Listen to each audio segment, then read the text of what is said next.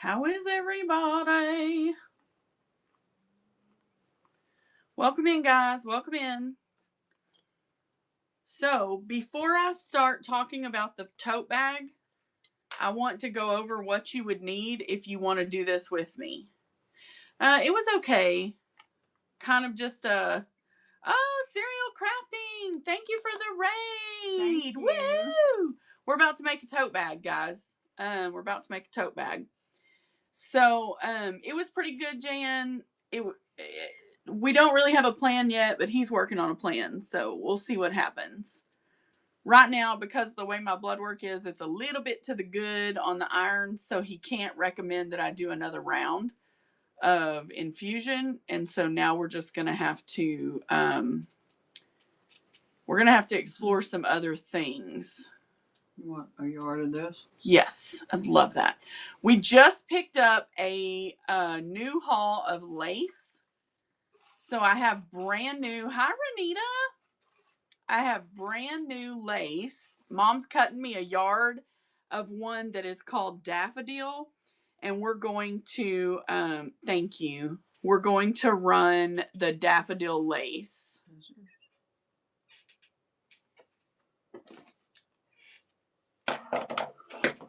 So earlier in the show, we talked about two things. Hello, everybody, first and foremost.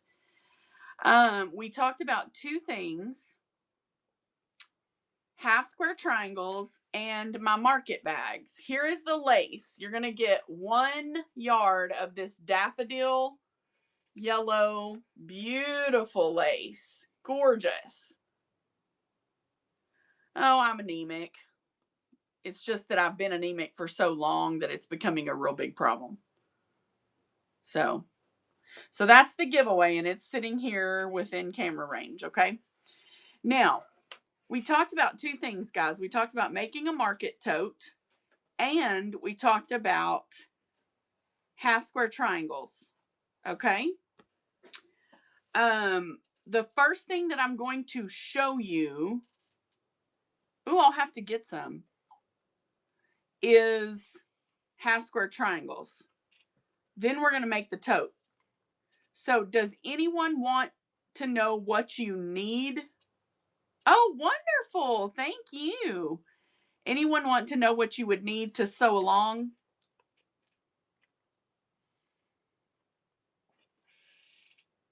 Okay. So to make the tote with me when we get to that point, which will take a little bit, so this will be time that you can gather if you want. You're going to need 2 30-inch pieces of quilt cotton, 30 by 6. I cut mine at 6, so I have plenty of room. These are going to be your straps. 2 30 by 6. Could you possibly type it in? If you can't, it's okay, but I was thinking that would be cool. You're going to need, hello Leilani, 1/2 yard of lining fabric, 1/2 yard by width of fabric. Go slow.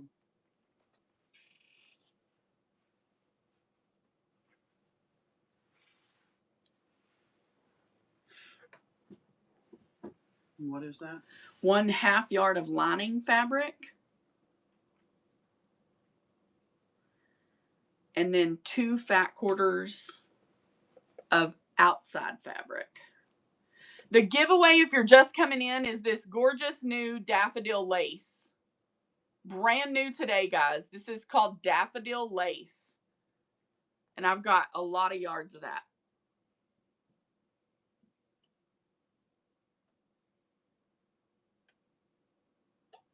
It's the market bag that I showed earlier. It's big. You could do this same format in any size, but this particular bag that I'm going to show you how to make is large. Now, if you want your inside and outside the same fabric, you can use 1 consecutive yard.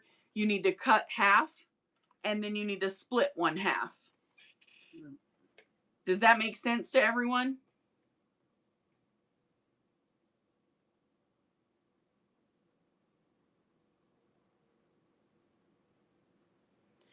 You're also going to need 2 pieces of interfacing of your choice. I'm going to use cotton batting today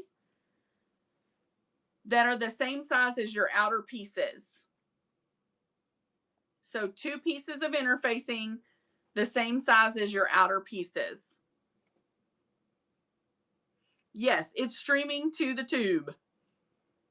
I redid that so it was more definitive in how it was said. Is that right? Yes. And then 2 pieces of batting. Right. 2 pieces of batting for your inside and outside. Not inside. For your 2 outsides. Good Lord. I'm so sorry, y'all.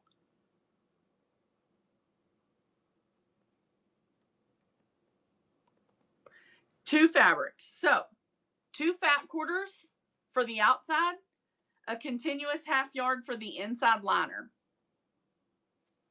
2 fat quarters and a half yard. This being a half yard is just a trick for me. You could put 2 more half quarters and sew them, 2 more quarters and sew them together if you want 2 different kinds. The bag that I did like this is the bag it makes, guys. So this bag, okay, it's not the inside, it's for the outside of the bag, but it's fine. Doesn't it go between the Love to create, this goes. No, you don't outside quilt it and like that. lining? You don't quilt it like that. That's why I specified that. I'm sorry. Love to create. It's okay. Okay, so this fabric here on the inside was a half yard. Okay? So this particular fabric had writing on it. And if I had left it into the half yard, yes, Renita, I can. And I'm going to take 5 bag orders in this show. Only 5 though. I only do 5 per show so that I can get them out in my fast shipping. So I'll let you pick fabrics in a little bit and then I'll show you how it works. So because this writing needed to be directional, and here's what I mean. See how that's written? And then this side is written. If I had not cut those apart, the writing would have been wrong on one side. Okay, so what I'm trying to say is you can use 2 fat quarters for the inside, 2 fat quarters for the outside, okay? If that's what you want to do.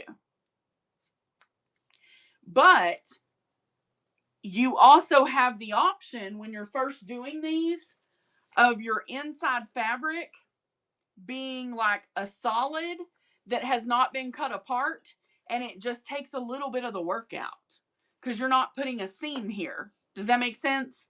Because it's already sewn together. So that's like a little tidbit that I like to share in the beginning.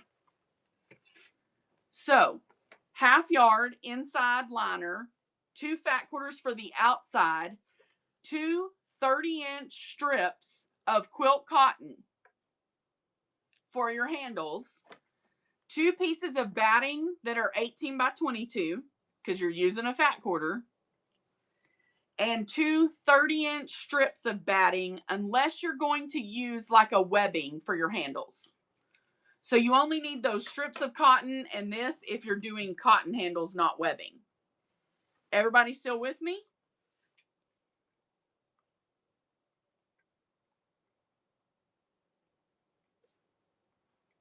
Okay.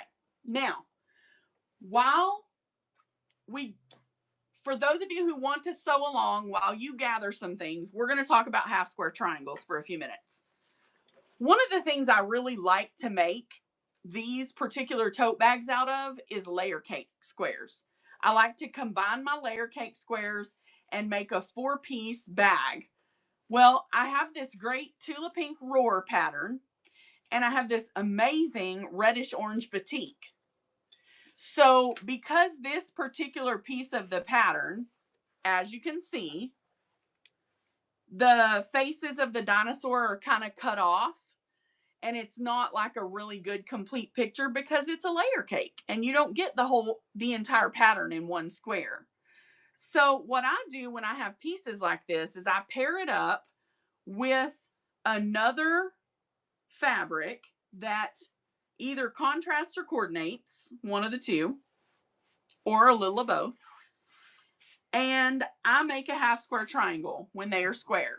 Now I'm going to hit this with the iron because we're all good quilters and we know we need to hit it with the iron before we do any type of marking or sewing, right? Everybody does know that, right? It is an essential portion to give it a quick hit with the iron. And those are both right side facing each other? Yes, I have placed these two layer cake squares facing one another. I'm going to take a quilt clip because I don't use pins because they're of the devil.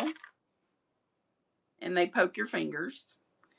And I'm going to put a clip on each side just to hold them together and straight. Right sides together and straight. Everybody still with me?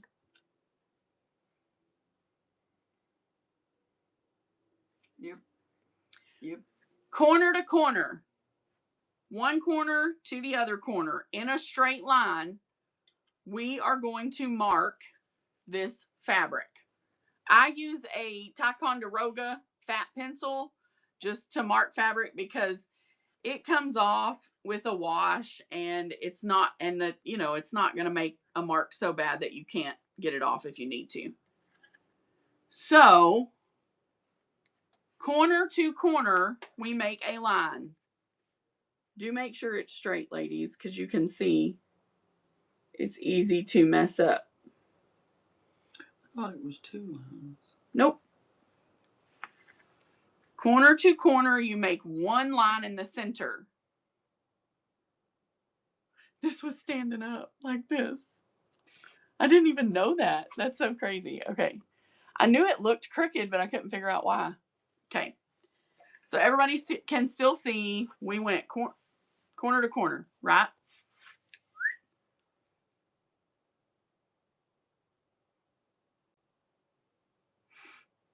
Y'all hit me with it. Okay, we got a yes from Suze. I just want to make sure everybody knows. Okay, now, the next thing we're going to do is go to the sewing machine. Maybe. Let me check my thread because I don't know what I have in here. Yeah, it's fine for this. Now, when I sew live, it's not easy for me to get you like super up close because I just don't have the video feed set up for that. But I will get you guys as close as I can, okay? No, we can do it this way. No, like this. Let me see.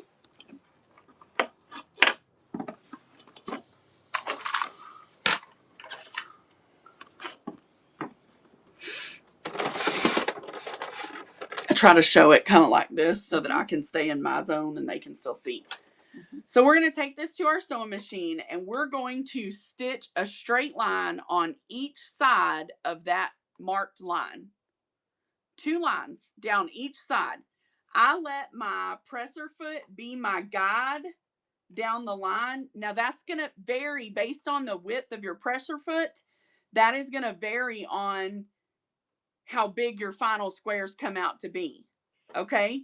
So if you're using a foot that is this wide, then that's how much your stitch length stitching is going to be. Does that make sense to everybody if it's this wide? Because we're going that far away from the line. So you just need to keep that in mind. So if you want to follow a scant 1/4 inch, you can. If you are a perfect seamstress and you know how to get just exactly the amount away from the middle you need, then go for it. Personally, I don't. I keep my needle in the standard position and I roll all the way down this.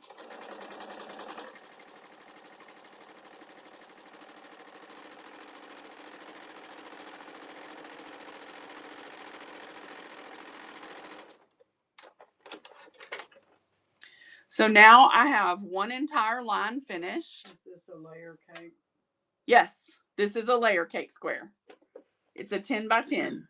It will work with any size square.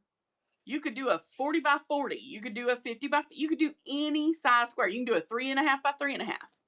Any size square as long as it's square. Now I'm going to go down the other side.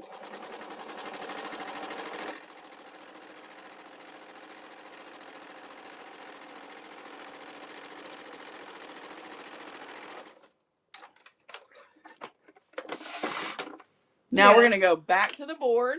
Yes, Leilani, it's just a matter of picking 2 pieces that are square, putting them right sides together, and doing that she just done. So you can see my line and then my 2 stitch lines, correct? Everybody can see it. Hey, Dawn. Yes. Yes. So I'm just trimming off my threads, which I never do. Yes. Hi, my friend. My hubby is troubleshooting. Oh, cool. Okay.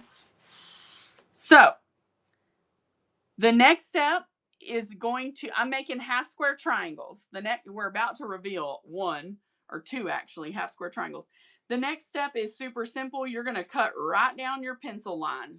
Okay. Remember that pencil line you made? You just sewed 2 straight lines on the outsides of it. Now you're going to lay that fabric down and cut it. So now we have 2 triangles. If we open them up, now we've got 2 half square triangles. This is your new triangle for your bag. My suggestion, and I learned this from the late, great, wonderful Donna Jordan on YouTube. God rest her sweet soul. She died 2 days ago.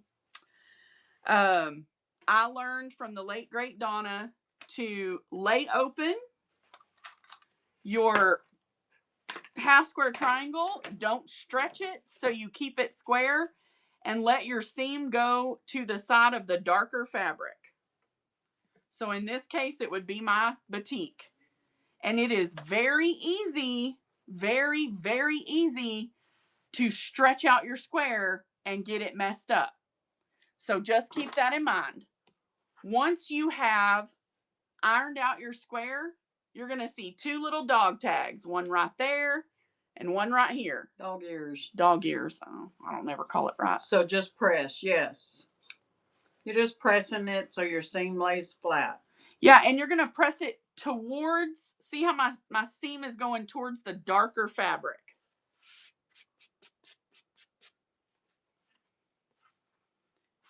And then we have a layer cake square.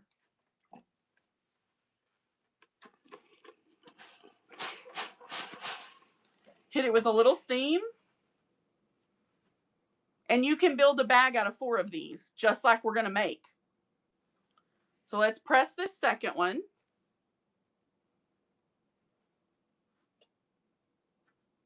Easy peasy. Lemon squeezy. Is that Donna from Yes, she passed away this week.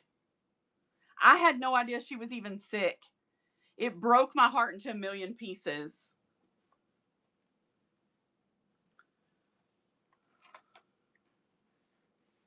Smart aleck comment. Smart aleck comment. No way, Sue. I know, Sue. I was shocked. There's a video up of Matt Jordan telling about it, and it's so sad. God love his sweetheart. They had been together since they were 16 years old. How many layers will my cake be? I don't know. The layer cake itself, would be 42. Typically 42. So I'm just going to hit this with a little steam. She was a good teacher. I agree. She made me love quilting, like piecing. When I watched her videos, it made me want to go piece quilts together.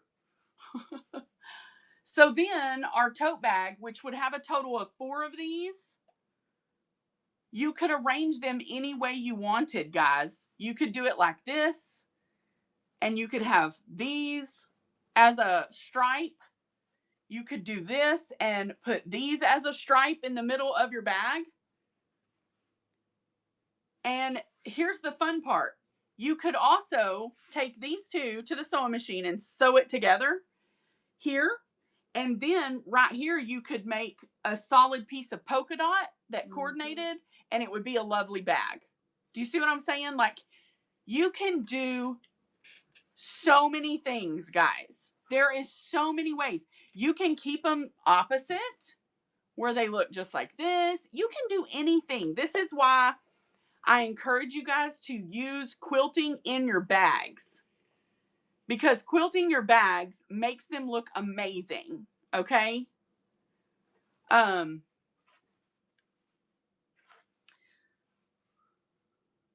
I will probably do this one. It's going to put the dinosaurs upside down. I'm going to have to go like this. Okay. So I'll probably do this one like this. And then I will add a piece to the bottom here to make it deep enough to be the bag. Does that make sense, guys?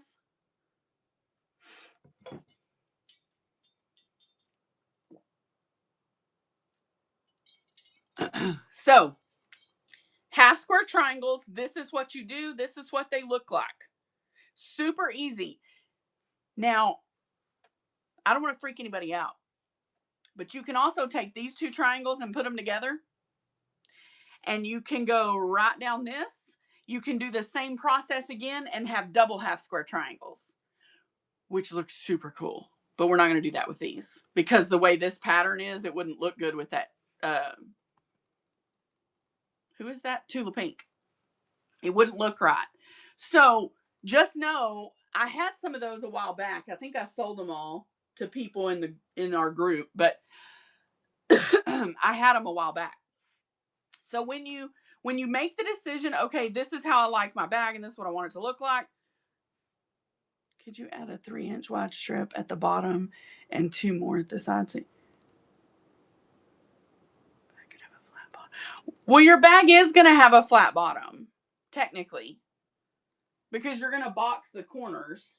Like when this bag is full, it has a flat bottom. See? It has boxed corners. But you could add an official bottom and gussets, but then it turns it into a whole other bag. The purpose of this bag is that it's simple. That's why, that's what I'm showing here. Could you add to this bag? Yes. Yes, it could be done. But this one is more of a simple bag and it's less technical. You can add recessed zippers to this bag. Gosh, there is so much you can do. This particular fabric I bought from Jerry So Sassy. It is so cute. So I'm going to iron this because it's a little wrinkled, probably from shipping. And we want our fat quarters to be nice and straight before we quilt them, guys. Always iron your fabric before you quilt it. Limited only to your imagination. Exactly right, Miss Pat.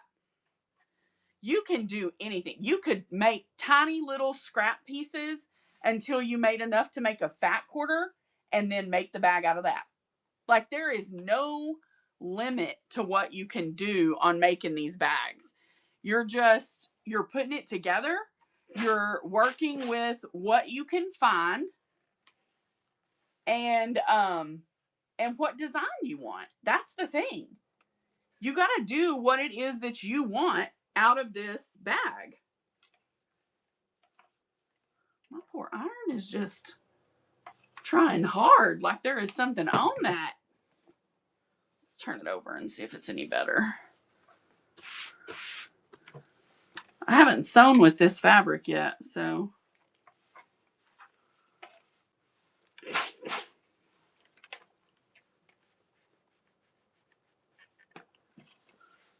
So this is one of the outside of our bag. This piece is the outside of our bag, which we talked about earlier. We know that this outside, if you want it to have a quilted look, then you're going to have to quilt it. So you need to lay down a layer of batting. And I'm doing this because I just pressed it, okay? Thank you. I love this fabric. I picked it up from Miss Jerry So Sassy in her show the other day. I just got it in. I'm going to add a few clips so that I keep that nice and straight on my fabric, okay? On this bottom, I'm going to use a couple long quilt clips. All right. Because my batting is a little shorter, And that's okay because that's going to be the bottom anyway of my bag. And it's not going to hurt it to be less bulky. All right, now, are we ready for secret pro tip number 2? Or number million, because I've probably said a bunch by now. I never claimed to being able to get my quilt lines absolutely perfect or straight. Do you see that left something on my iron? This fabric did? Isn't that weird? Oh. So, I use painter's tape. This is how I do my quilt lines. I start in one corner and I add diagonal lines because I'm not perfect, y'all. Far from it. All the way across. Okay? Mm-hmm. Now, I'm just going to use this as a guide and go straight down these when I quilt. Does that make sense, guys? Thank you, Mama. And until I'm ready to quilt that, I'm just going to set it aside.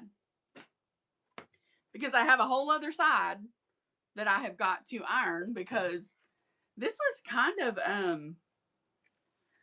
don't know, it was kind of wrinkled up when I got it. So I think it's been washed. You can do any quilt design. That's exactly right. Guys, I have a domestic machine. It is not fancy. It is a very basic sewing machine that I have had for a while. It is a really nice singer, but like I don't have a thing where I can set it up to quilt, you know, in a certain pattern and stuff like that. Like I can do design stitches, but that's about it. I just want to press out this selvage line because I don't want it to be uneven. Come on.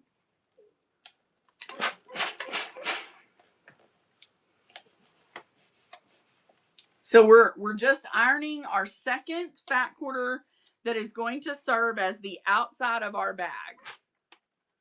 The bottom half? No. The second. This is the outside. The back side? Outside 1, outside 2. They're the same, so it really doesn't matter on this. So now that we've gotten it decent and straight, we're just going to add our batting. And guys, because it's what I had on hand, I'm just using Wrap and Zap because it just happened to be what I had on hand. I've used everything from like low loft, blanket batting. I've used I just use whatever I have on hand.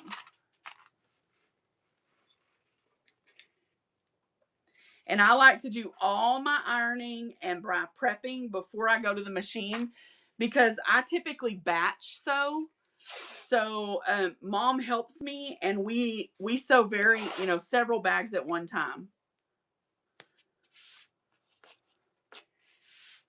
You have used flannel. Oh yeah, that would be great. Yeah, Fabric King, you could totally do that. Absolutely. Guys, if you don't follow Fabric King, what are you really doing with your life? He's another amazing seller. And he's got great fabric.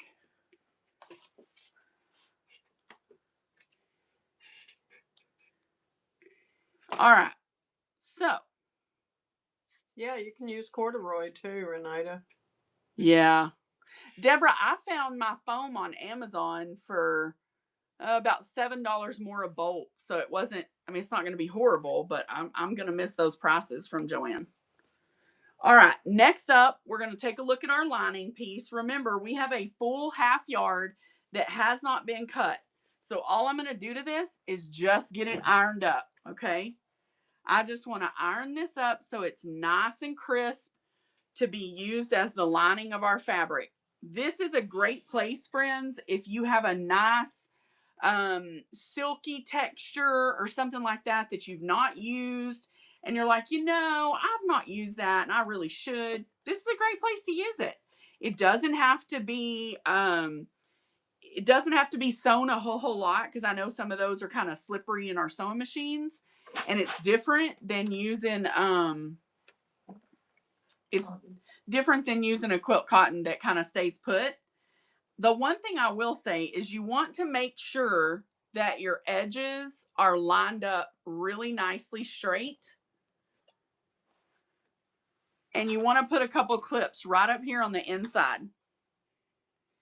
The purpose of that is that we want to straighten this out so that we make sure we put a crease in our end exactly where it should be and that it's not offset at all.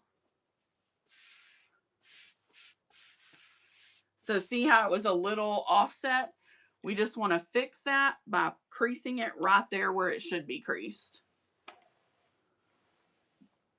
Should I still use batting if I'm using upholstery fabric from Draz, or is upholstery fabric not a good idea? I think it kind of depends on what upholstery fabric. And if you want the quilted look, you're going to need something. You know what I mean?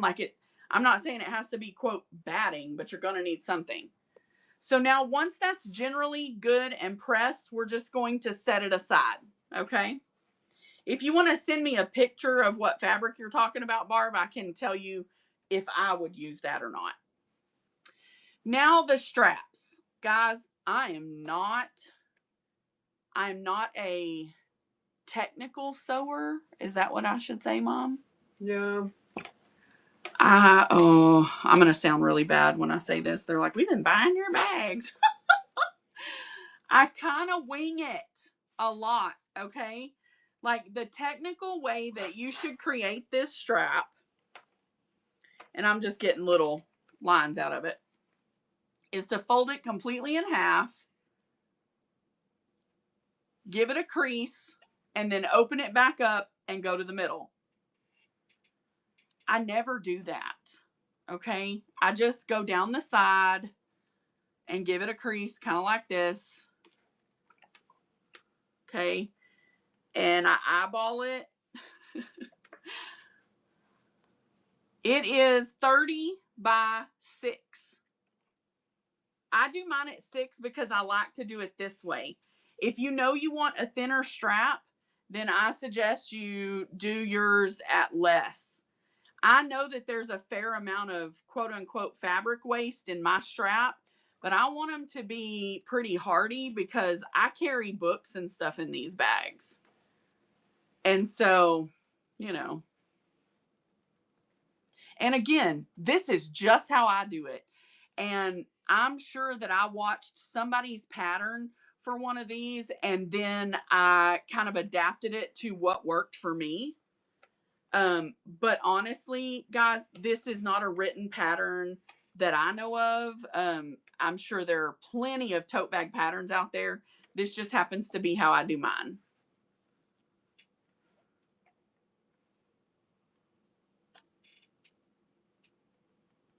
And you could measure the turn in and it would be no. Durable enough for this bag? No, I don't think so, Sin. Now, if you were making a smaller version, yes. Well, you've got to consider this is going to be what we call a market bag. Canned goods. Yeah, that you can take this in the grocery store and fill it up with heavy canned goods and it's durable, or you can take it in there and fill it up with chips and it's not so heavy. You know, it's just, it really kind of figures, is that an ironing pad? Yeah. It's actually a needle block pad, but it's got, it has like a batting to it so I can iron on it. I don't think it's designed for this. The professional way to press and block. Oh, I lied. It is. You can, Deborah, you can put stabilizer in the straps. Larissa puts batting. Yep. And then she quilts the straps for comfort on the shoulders. I sew it down each. I'll put 3 lines down this. Because when you're carrying a heavy load in it, you want that shoulder strap to be a little bit cushioned on you. Or at least that's how we have enjoyed them being. Now, I'm just going to raise up the flaps. on this and lay that piece of batting in it. So when you cut your batting, I would suggest cutting it a little less wide than 6, maybe 4. What do you think, Mom? 4? Yeah. Probably cut your batting closer to 4. You've got measurements here on that. Well, I think I cut mine. Yeah, it's at 4. I didn't even realize it. Put a handle on each side. This will be like a purse. It'll have handles like a purse. Now, you want to clip this so that it stays in place. Okay? Y'all see what she did there? She put the batting in, put the folds back over the edges, and then she just folded it together in the center. That's doubling the batting, folding the strap in half. And listen, guys, it is thick. I'm not going to tell you it's not. It's thick. If you don't want yours thick like that, you can customize your handle the way you want it. This is just the way we do, like I mentioned earlier, for the comfort of the cushiony strap. You can also use webbing measured at 30 inches. Okay? Well, Sinrag asked earlier, but would grosgrain be okay? Is that not the same as this? No, that's polyester webbing. Oh, so this is like true strap. That's what you make key fobs out of, poly. Yeah. That would be stronger. Oh yeah, it's much stronger than grosgrain. Grosgrain, I just don't think has the same strength. You know. I don't think so either. But I don't like this. I wouldn't want that for a strap. Not for something. I think it looks good on here. Not for something that might be full of. Like this one has the canned goods. Has it? It's okay, and I'm sure it's durable. Yeah. But I like the comfort in those padded ones. That's fair just enough. me. Yeah, no, I know. And fair there enough. Again, that's where I say you got to make it what you want it to be. This bag has to reflect what you want it to be. And there's so many guys, there's no wrong way to do any bag. Just so you know. I don't think there's a wrong way to do any bag. That's awesome, Renita. Guys, we are going to sell fabric tonight when I'm done. I just wanted to show y'all this first. I was asked earlier to do this. That's right. Sin, this is easy. These are the ones that I made the most of in the very beginning. She'll find one what? To use for her bag.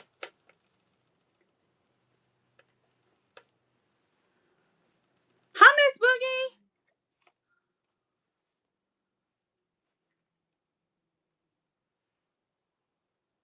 Yep. It's a cool bag. These are really nice. They are wonderful to give as a gift. Listen, if you have a teacher in your life, I promise you she will appreciate this bag. I've got blue corduroy, but I don't have any Sesame Street. Don't have Sesame Street. But corduroy is not a problem around here because my mom loves it.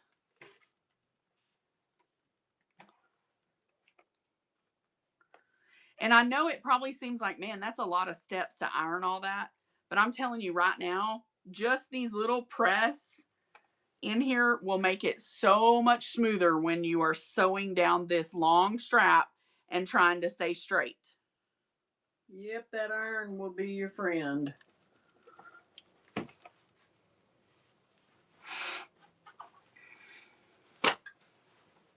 It's really just like creating really fat bias.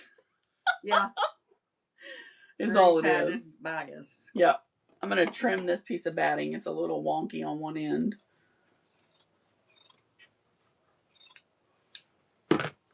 What a day. A glorious day that will be. What a day. Boy, it's going to be worse with all that stuff going on. When Jesus. Where are you? That's awesome. Look at us. We're so in tune. Oh, I should have been doing that on camera, y'all. I'm just smashing it in there. Sometimes it's not going to fit perfect, okay? I'm just being honest. So you just want to get it in there as best you can. Fold over your little seams again. What are you doing? Stupid. Matt just scared Mama. You're real lucky. Did you put that up? Matt was taking a nap and he just jumped out and scared Mama. Mm-hmm. Hi, everybody. Go back to bed. Oh, hit me with a good time. Sin said, hi, Matt. Hi.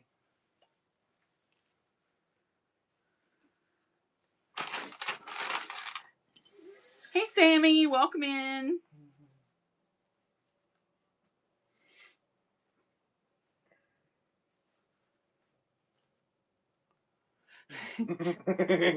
He was taking a nap.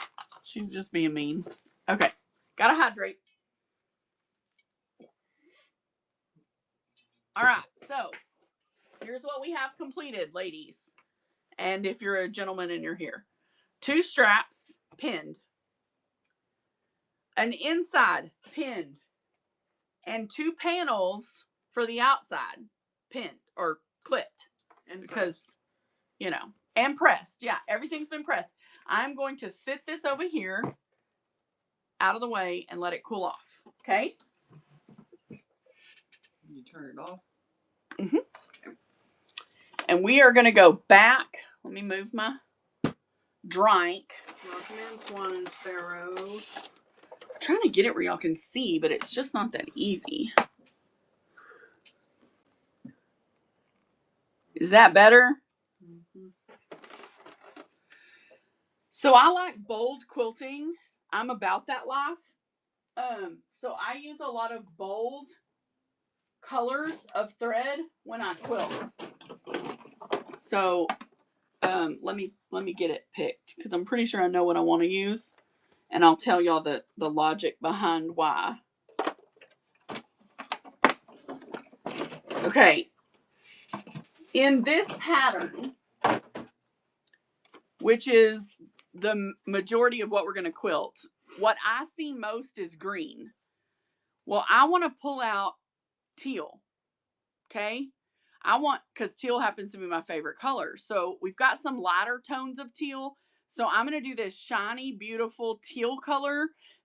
The other reason is because it complements the green very well. So that's why I will use my teal on Magenta. Good choice. the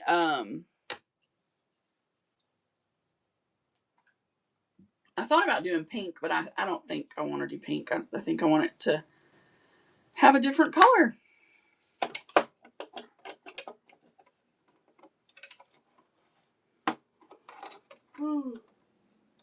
I'm so sorry. I have to yawns.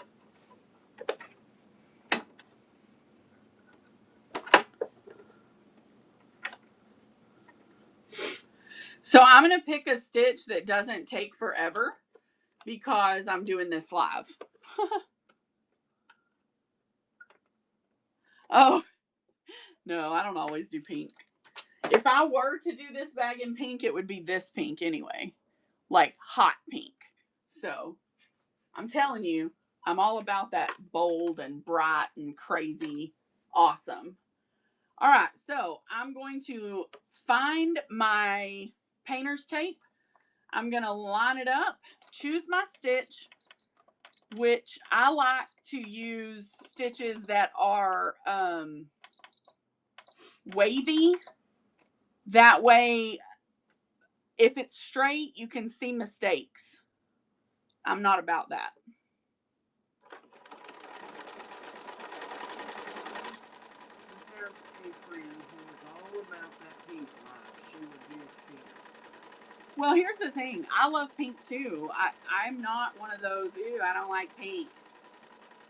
But I like the boldness of the darker teal. I like a variety of colors. And see, it doesn't show that much, but just enough. And it's really because I'm not doing like a thick satin stitch, because you could. Teal is my favorite too. Cindy said, Lynn said that I love jewel tones. Leilani, I don't hate pink. It probably lasts on the list though. Gotcha.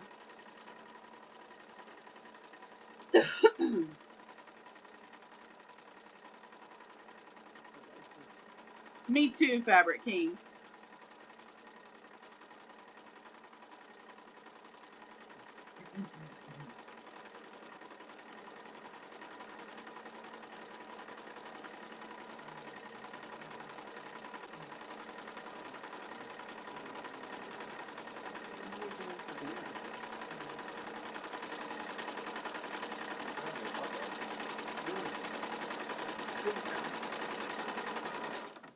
Turkey pot pies.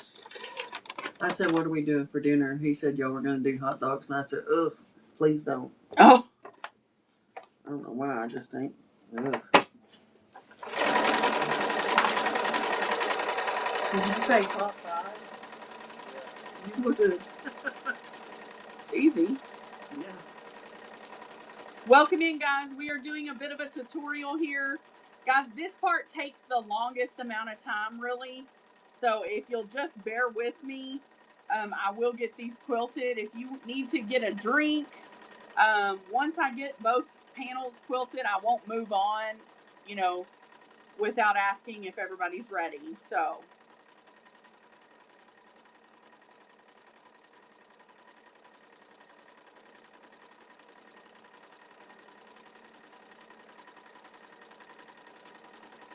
nice.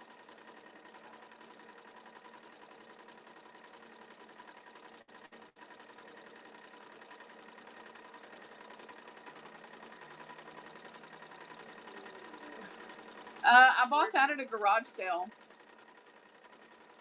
I got that that entire container of thread in a haul. She had a baked potato with broccoli and cheese and a salad. Man, y'all are gonna make me hungry. Now, It's good. I know a lot of people will probably frown on this, but I flipped halfway through because the throat of my machine is just not wide enough for me to keep going the same direction, like, and keep folding and folding and it not getting messed up. So I do flip on like the last line or the second to last. Look. I had onion rings and chili cheese tater tots from Sonic. Nice. I flip because the throat of my machine is not conducive to quilting. But you know what? It's the machine I could afford, so meh. Do what you gotta do, right? And my automatic thread cutter hasn't worked since I bought it. That's the only reason you bought it. And that's the reason I chose it. Well, same thing Nice. with my finger. Fabric King, that's awesome.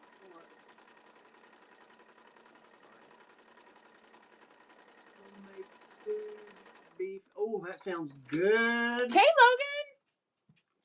Logan, I don't want to be offensive, but I'm really confused. I associate Logan to being a boy name. And then I saw you on Facebook and thought, wait, is Logan a girl? Because now I'm confused. And I don't want to offend you in any way. And it doesn't really matter to me if you're a girl, boy, or both. I just want to know. Because at some point I'm going to say hun or sugar. And then she's a gal. Perfect. Lady Logan, I love it. I thought, just as sure as I get that one wrong. You're lucky you got a good one. Did I miss that? A good one? What do you mean? Leilani said, same, mine has a small throat too, and my back stitch doesn't work, and the shop makes it work. When I leave, it doesn't work anymore. Jeez. The machine. No, this is a good machine. I recommend this. Nope. The only thing I do is make sure that I get the same number of stripes on each side. we eyeball it, Suze. And if you would like to measure, there's Terribly nothing wrong with that. Do it. Some people may want to, measure out their stripe. So yeah, nothing wrong with doing that if that's what you want to do. We just eyeball things. Hey, did Sean tell you what kind of bag? Because I have this whole new bag now, and he might want it.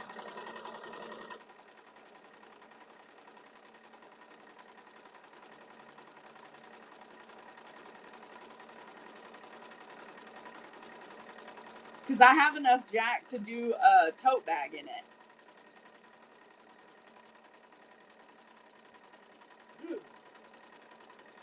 And I'll be real honest, y'all, I push my machine to do things that, it probably wasn't designed to do.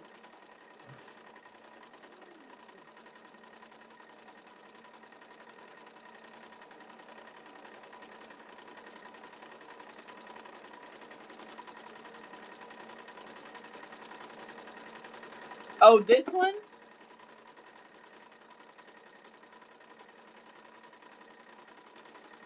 Okay. I couldn't remember, and I just didn't want to do it wrong. Will you write that down? Small top handle tote, Sean? Because I've asked 3 times, and he's told me. Yes. Facebook all the time. So dumb. All the time. Literally. Now, I will tell you, if you flip, guys, you just want to give it a little tug. Make sure it's all nice and straight, because it will cause it to gather a little. That's crazy, Deborah. I didn't realize that. I'm very blessed by this machine. I always call her a beast. She's so wonderful. She does exactly what I ask her to do. I've been very pleased with her. I did really buy it because it had that cut feature, and it just never worked.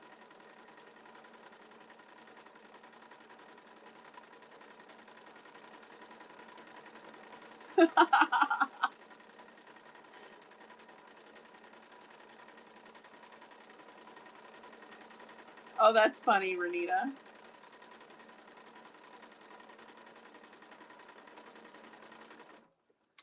Mom doesn't think hers works. That's cool. My granny taught me to sew on one that was called At Home brand. I don't know much about it, but it was called At Home.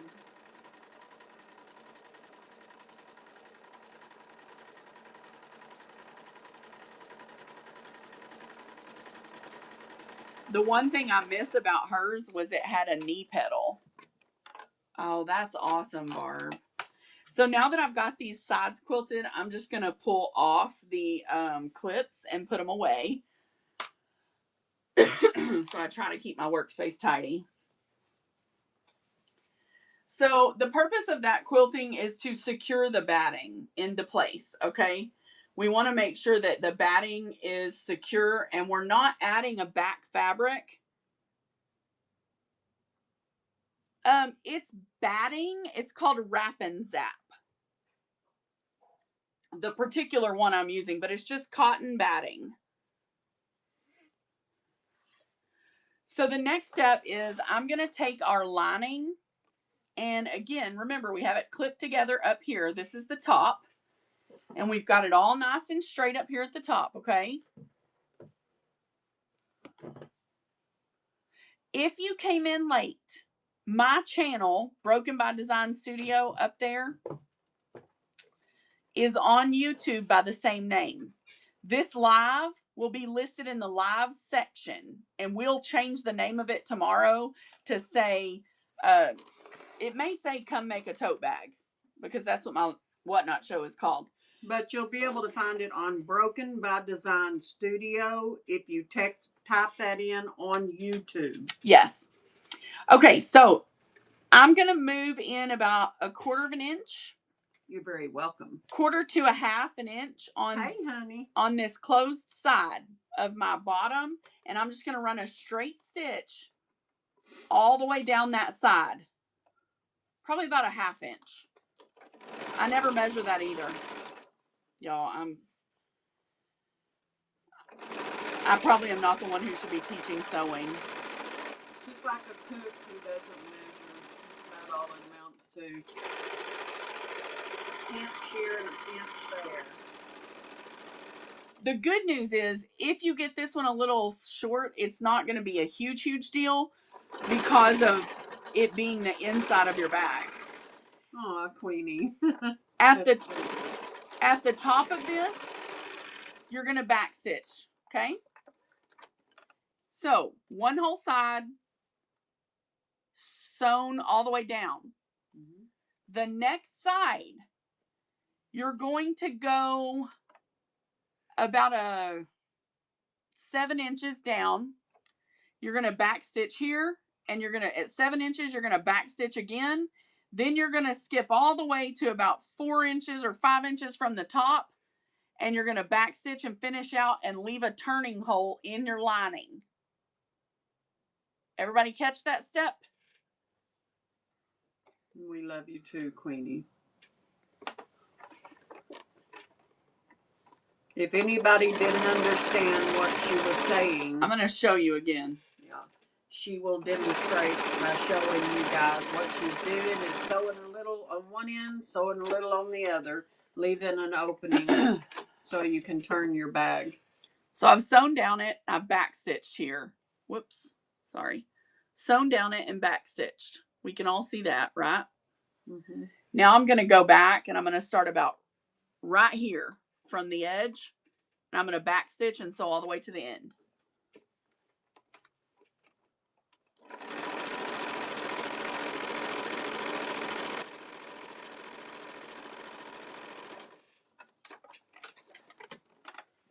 So, one side, we're going to flip back around so I can show y'all over here.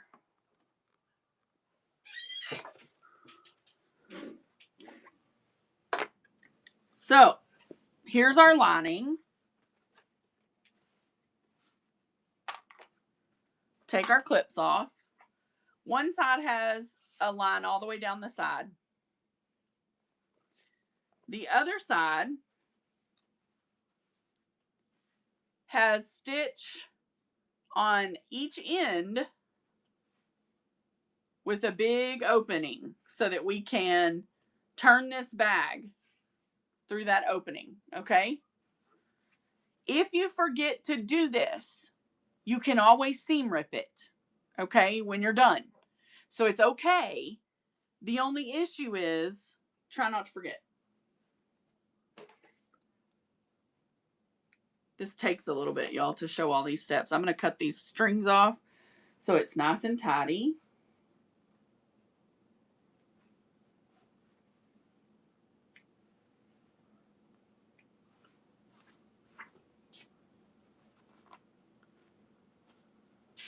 Strings are everywhere in this room.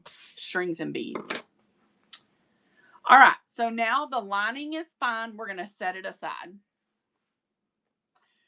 until we need it. Next up is our 2 pieces that we have quilted. We are going to pull our tape off. If you wanted to do the basket weave, you could take this and flip it to the other direction. I'm not going to do that today for time reasons, okay? All right, so here's one side, nice and quilted.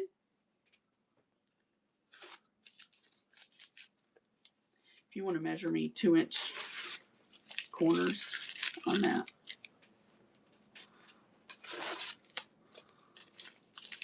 The bottom. That's the bottom. Yep, because it's not open.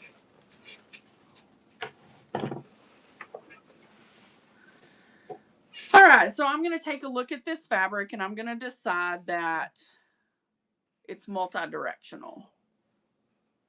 So it doesn't really matter which way we put it. So you're going to take your 2 outside pieces and you're going to put them right sides together so it looks like you've got just batting. The other thing to remember is that sometimes your batting is not exactly even with your, it's not exactly even with your fabric. So you want to make sure that what you're putting together is the fabric, okay? And that's just the nature of quilt as you go type quilting, I think, is that the batting always kind of shifts a little. Another amazing thing I learned from Donna Jordan, God rest her sweet soul. I just get this lined up exactly.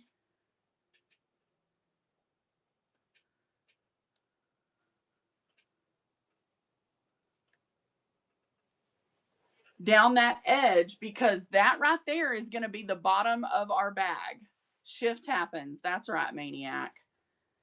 That is going to be the bottom of our bag. Now, once it's lined up correctly, I'm going to go back to the top and smooth it out and get it as lined up here as I can. And because I know I'm going to sew down these sides, I'm going to put my clip on. You could. I think it's an extra step, but I guess you could. I don't know that it would matter so much at the final portion, but who knows? Maybe somebody else can probably answer that better than me. You know, like I said, I'm a making it work kind of gal. Yeah, you can use spray it here. It's really just a matter of preference as to whether or not you want to use the spray and not have to tack it down. So I've got the top clipped and the bottom clipped. Okay. So now we're going to flip back around. Gotcha. Okay. Well, it probably makes it much more precise. Which, hey, I'm not judging because mine are not precise, and I'm honest in saying that. All right, so we're flipping back around. And the bottom of our bag, which is where most of the clips are, is what I'm going to sew first. Straight stitch. I always back stitch at the beginning and end because, hey, it's a bag, right? And it also helps if your sewing table is not super crowded with other stuff because you're a beater too. But that's not the real life story of my life, so.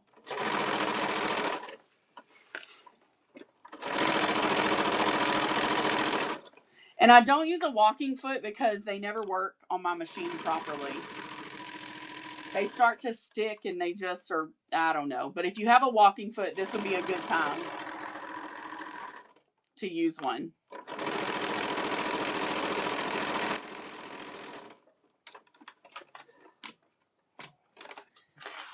And Basket Quilter has sent me one. So it's not that I don't have one. It's just the little lever on a walking foot that keeps it down and makes the treads go. It gets stuck on mine. What are you doing now? I'm fixing to go down each side of this front piece. Can you turn the fan on? No, it's not plugged in. Oh, okay. No, I can plug it in now.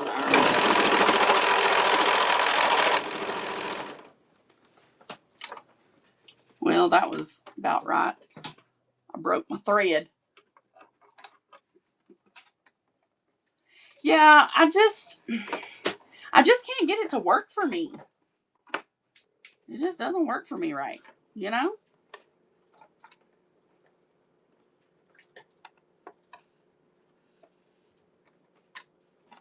And it could be me. I mean, I just broke the thread being, you know.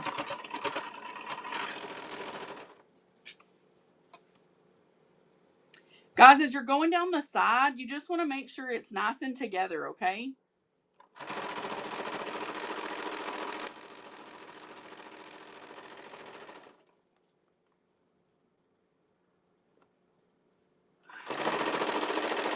Well, if it's something you're not familiar, just ask me. I'll tell you.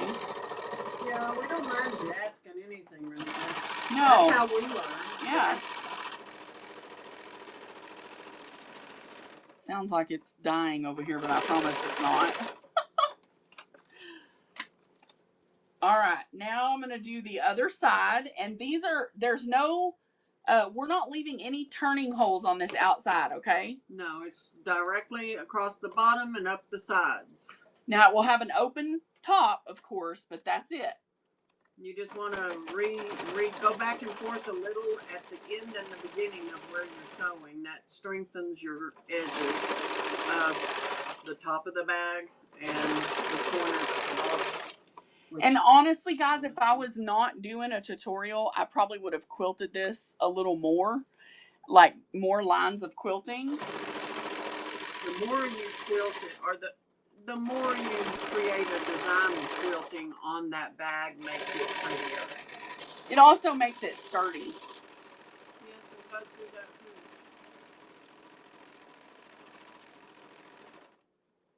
All right.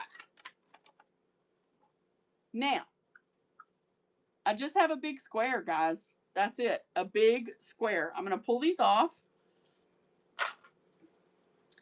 And we're just going to take a look. There's a reason why it's important to do this, because sometimes you don't catch both sides of your material somewhere. And believe you me, that happens to me. And you'll see a little piece of batting sticking out. And so you just want to go down each seam and ensure that you caught it all up in the corners and all the way down each side. Okay, and then we're going to set this aside for a few minutes, because we're going to box our corners, but we're going to set it aside for just a few minutes, and then we'll talk about boxing our corners after we sew our straps. This one's ready. Okay, I'll do the straps first.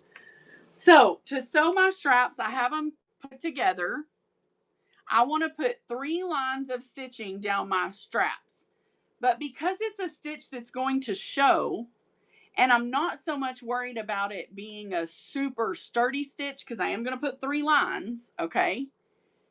I'm going to lengthen it just a little to 4, so that it's, a bigger stitch and it's just more aesthetically pleasing.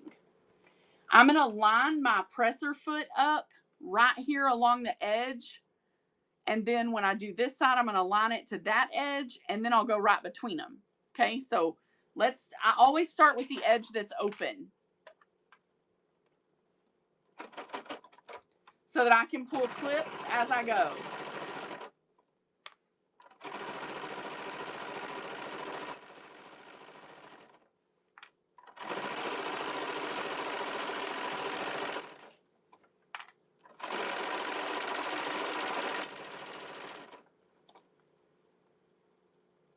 Oh no, I was out of bobbin, y'all. Yeah. What an amateur. Straight stitches. I do straight stitches on these because I am doing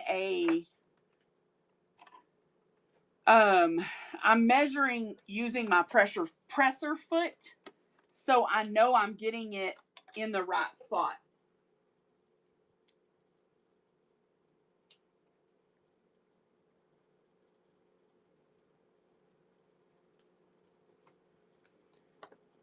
Hi guys, welcome in.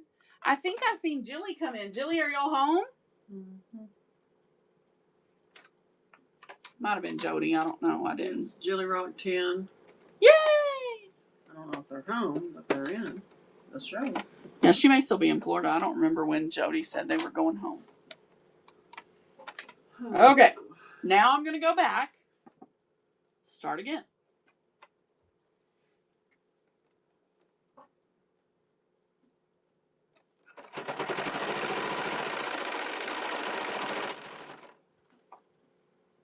And guys, these are never perfect.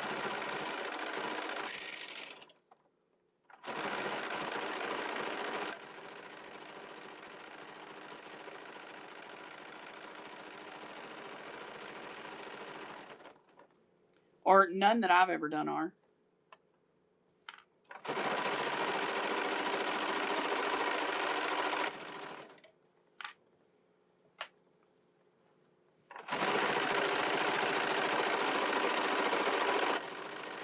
I also do this one first because I think it's the most important one you do.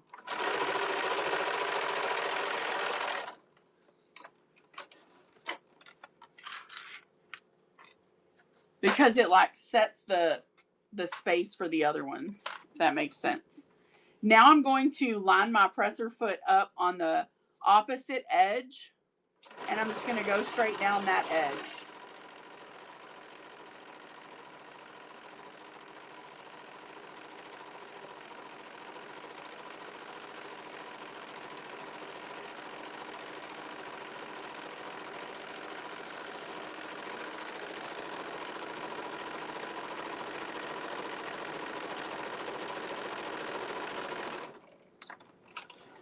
And I promise you, I never, ever, ever claimed that I would be perfect at this.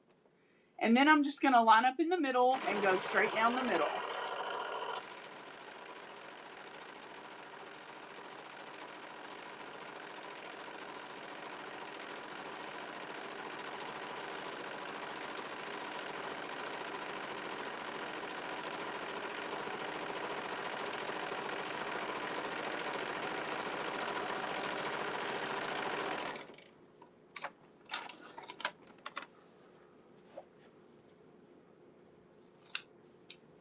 I always cut the ends off so that it cuts off all the strings.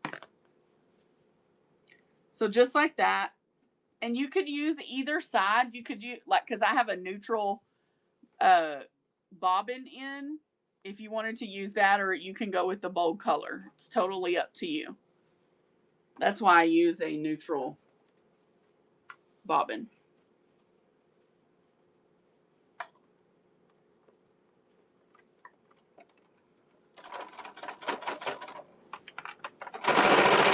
Welcome in, everybody. If you're just coming in, you're seeing Larissa sewing, doing a market bag tutorial. She is just now sewing the straps for the bag.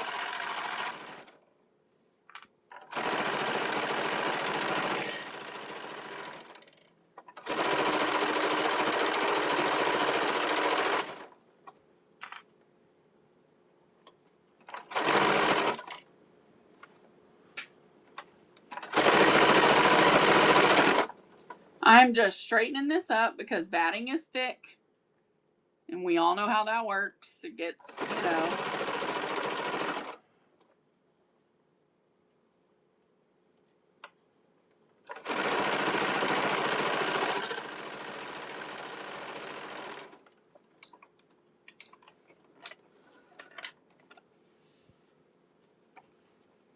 Okay, next up, again, aligning to the other side of my strap, and I'm going to go straight down it.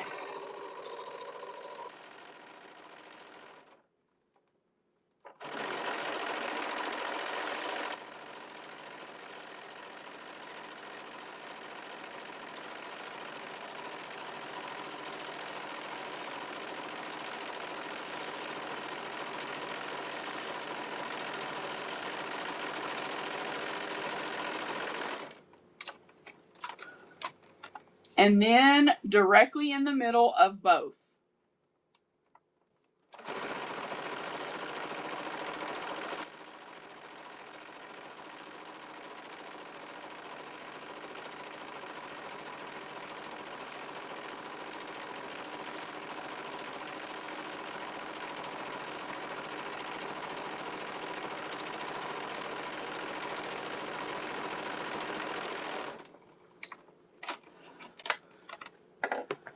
Who you so like me? Huh? I don't know.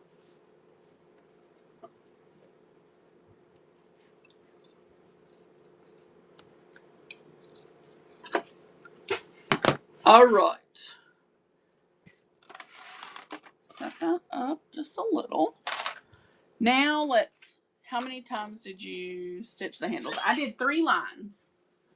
I did 1 down each side and 1 in the middle.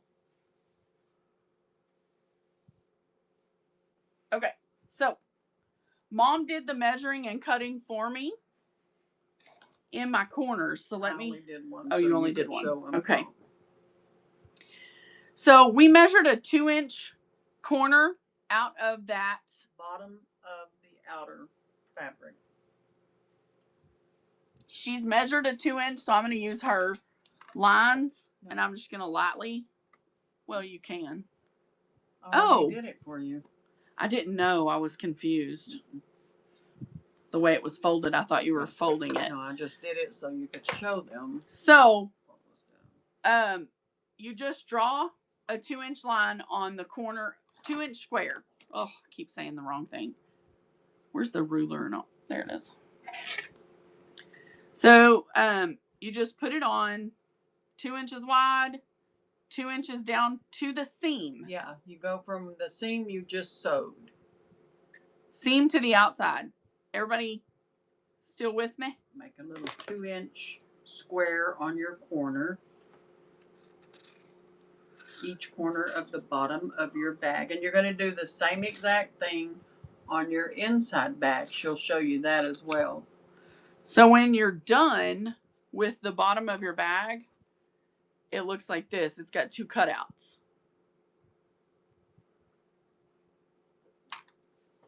We all good with that? And then this was the kind of piece you would have on the corner that you can turn around and make a prayer pocket out of.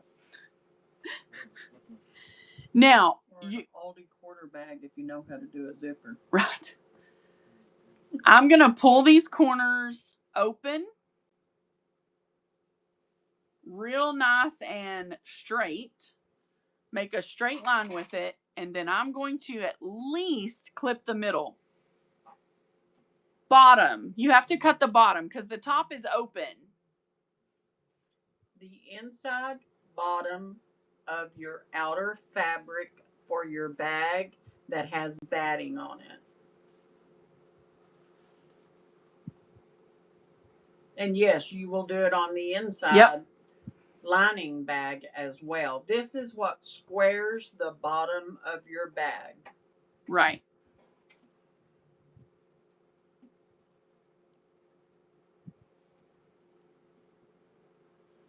Are you still looking at houses? Okay. Now, here's the top opening of our bag. Here's the bottom squared corners. Now we're going to look at the inside.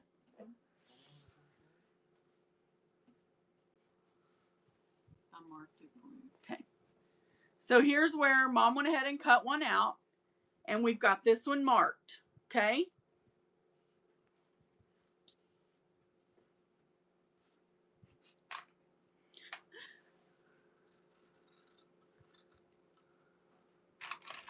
I'm a messy little seamstress, y'all. But I know my weaknesses, so, you know. Same thing with this. I find that when you take it to the sewing machine, if you've got clips in it, it really makes a difference. And these are not easy to get apart. There we go. Bottom seam to side seam. Give it a little clip here. I call these the magic corners. I love how they square your bag. And then we're going to do this side. When we first started making bags, boy, did we learn a lot with these. Yeah. Well, Charmaine, when this is over, you can go to YouTube and you can type in on YouTube Broken by Design Studio, and this video will be there for you to watch at whatever pace you would like. Yep. And do yours. Lisa, I did mine that way for a while. I had trouble getting mine exact and found it easier to do the cut and then sew the hole. So this is what they look like when we flip it over and we go back to the sewing machine, okay? Here we go. I've never done this. Sew it, then cut it. That's interesting. I may try that next time. You measure down so much, over so much, and then you draw a line and sew the line. Wow. And then you snip off the edge, which is fine. You can do that. It just doesn't work for me. Now, I'm going to shorten my stitch length back up because I want these nice and sturdy. And I'm just going to sew across that open corner.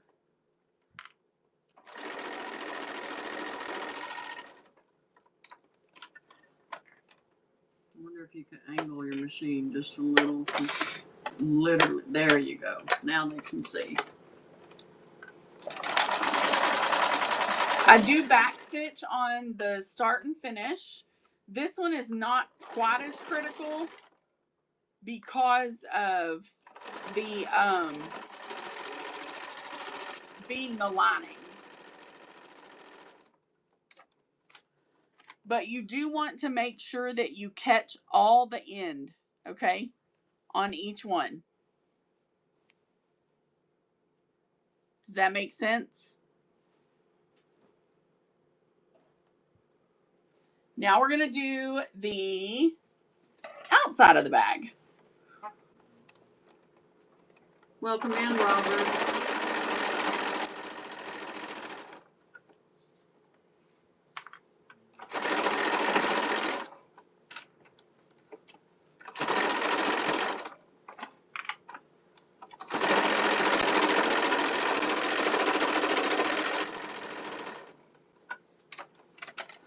Now, these are bulky.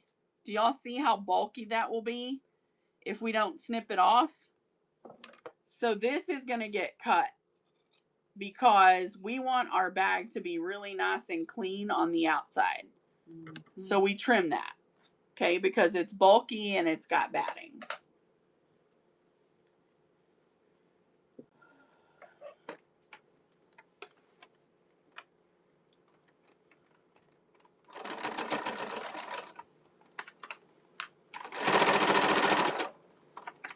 Welcome in, everyone. We are doing a market bag tutorial, and then we will be selling some fabric when this is done.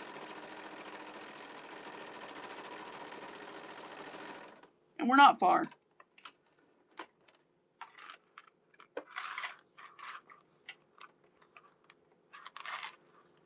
No, I use foam in most.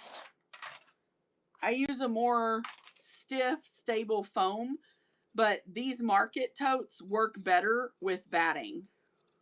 A lot of people like to fold up their market totes and conceal them in consoles and like glove compartment boxes in the car, so they have them already there.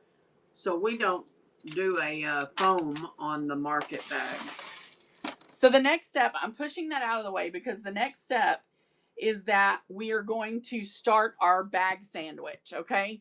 What I'm going to do right quick is I'm going to pull this way and just check this corner, okay? Give it a nice look. Everything looks good. And then I'm going to give this one a nice look. Everything looks good here. So now that my bag is right side out, we're going to make a bag sandwich, okay? Here is my inside. This is the liner of my bag, which is way long. Crazy. Okay. Gives you the opportunity to make a bias of it around the top edge if you choose. Yeah, you could, but I probably won't. All right, so the next thing I'm going to do is put this bag inside of the inside. I'm going to put right sides together, okay? So I'm going to put my hand inside here.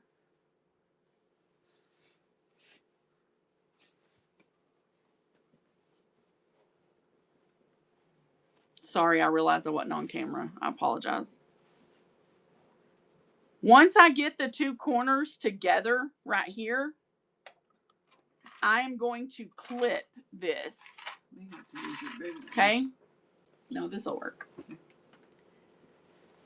It's just a small little clip to keep them together. Mm-hmm.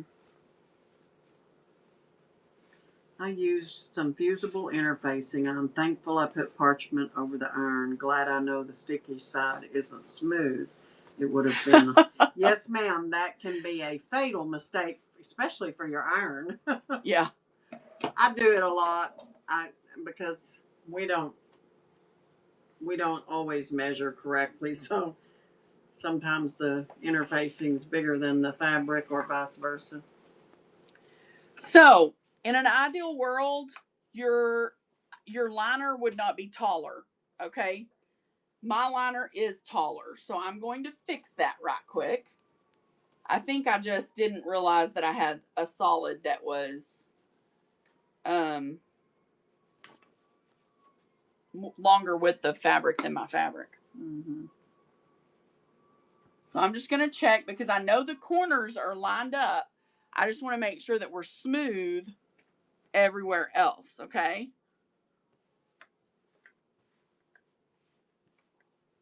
Just getting them all smoothed out, put together.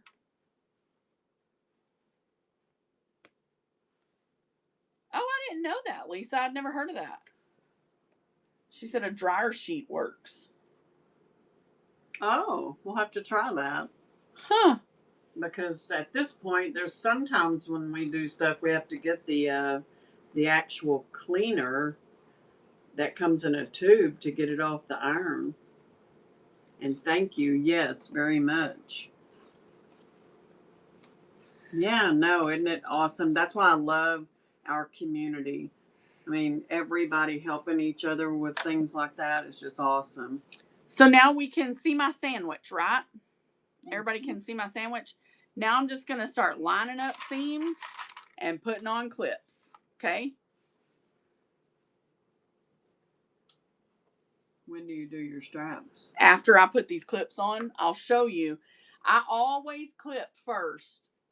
Some people don't, but I think it's been my experience that it works better. I might change this sandwich.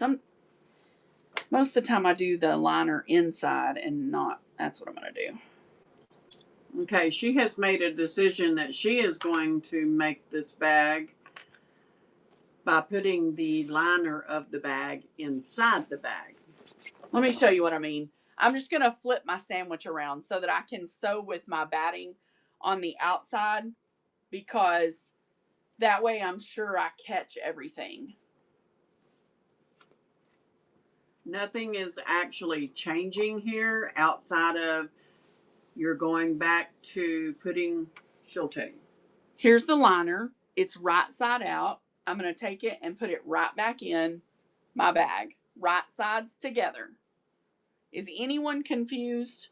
I don't want to leave you confused.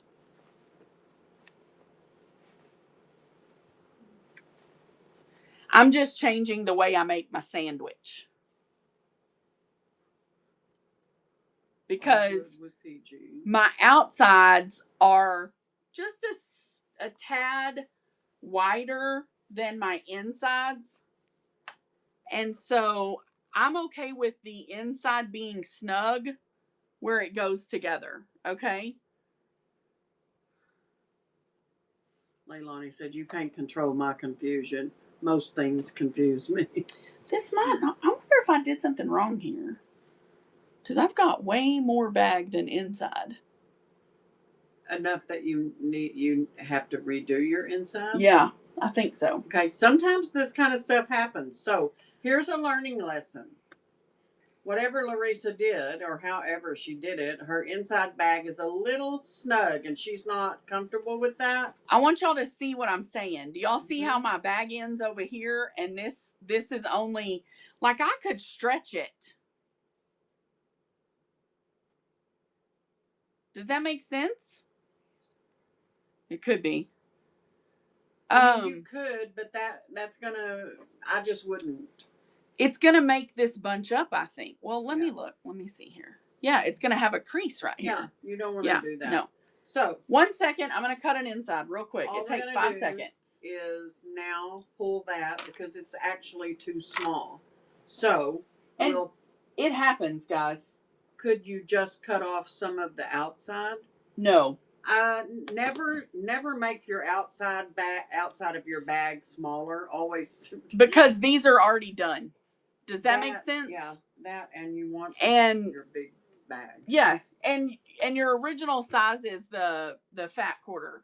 So it's not hard to get that half yard. And you can always make another bag outside Where's and that? use this inside. Duck cloth blue. Did I give it back to you or I took it back? You took it back. I don't Okay. have it. 1 second. It's right here. That's where she's going to turn the bag inside out and then sew up the hole. Yeah. But it looks like there were 2 holes, maybe. Oh, there's not a hole on the outside bag, only the inside liner. Because you use your inside liner and turn the bag outside right side when you're done. You'll see once she finishes. Yes, your outside fabric is usually your showcase fabric, what you want to be pretty looking. Like you wouldn't use a solid on the outside if you had a really pretty print. You'd want to show off the print.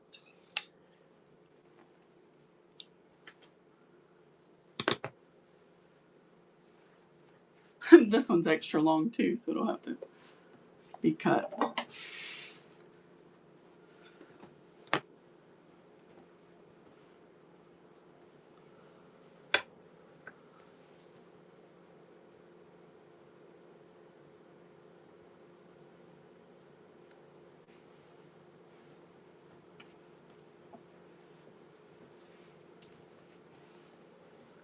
So I'm cutting 2 pieces because I cut 2 pieces of the bag. Okay? So when I do this inside, I'm going to cut 2 pieces again because I want it to be as close to my original bag as it gets. Okay? So I know that I had 2 fat quarters in the beginning. So this is 22 and this is 18. Let me tell you what I did. I made it short and fat. Somebody said you sewed the wrong side. You're exactly right. That's exactly what I did. I sewed the 18 side, not the 20. You sewed those. What? Never mind. I don't want to confuse you. Okay. Yeah. No left-handedness in here. Exactly. That's why I didn't say that. So now I have 2 fat quarters again. Okay. And I'm just.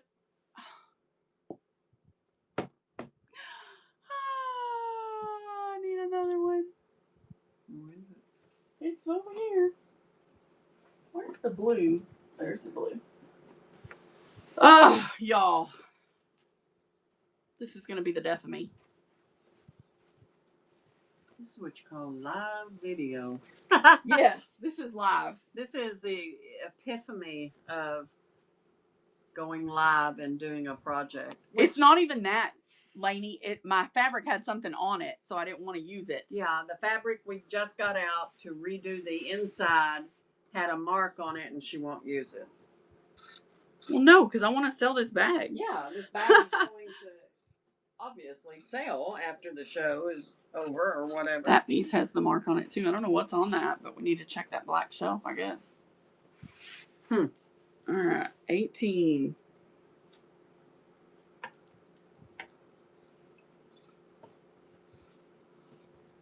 Hi, Jerry. How you doing, honey?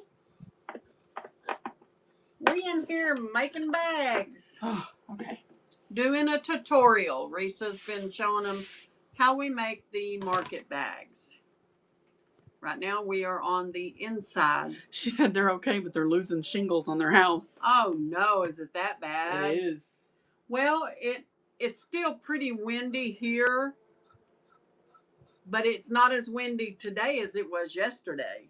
It was cooler today, but not as much wind. But that's terrible. Yeah. I'm so sorry. Are you in Midland or at the lake? Odessa or Midland. Midland.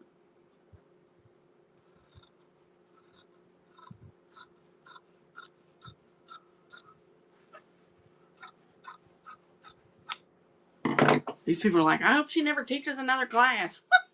Why? You know what the best class is? Watching a mistake happen. Because then you know what to do when you have one. I feel like an idiot. Well, you shouldn't. I mean, even the best swimmers drown. Well, this is kind of like drowning. Hello, Julie Rock 10. Hey, Julie, are y'all home?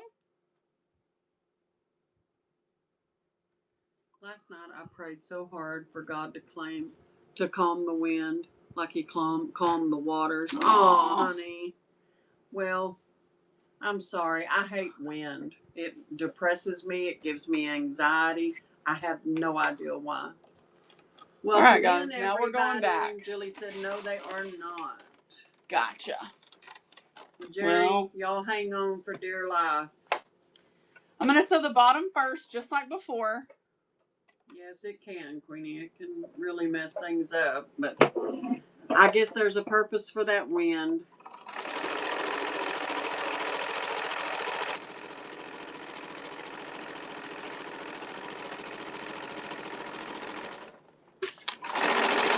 I know it was no fun on that playground today with this wind and it being cool.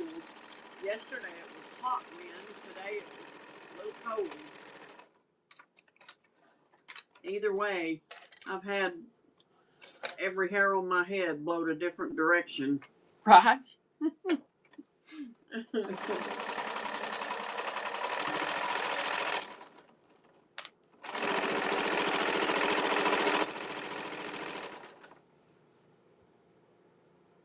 Oh, yeah, probably. You're probably right, Jerry said, because you spent time in Midland. It warps your brain when it's windy for such a long time. That's West Texas, darling. West Texas has some of the most ominous winds I've ever known.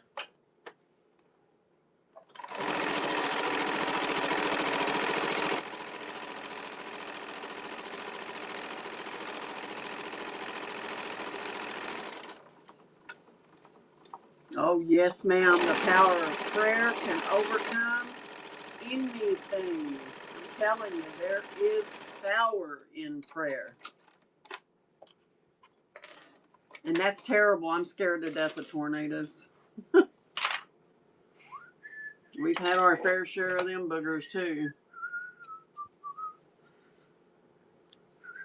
They're saying this, now I'm speaking solely on Dallas area and east of Dallas. They're saying that this is our cold snap before summer hits. Okay. Mom's going to cut me some squares. And then I'm going to sew them. And I promise, guys, at some point tonight, you're going to get to buy fabric if you want it. And I really hope you do.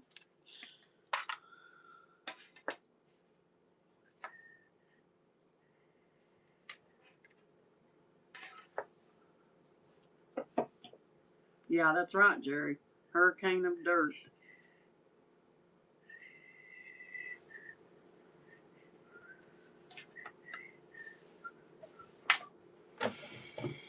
Okay, I'm going to hydrate. Mm-hmm.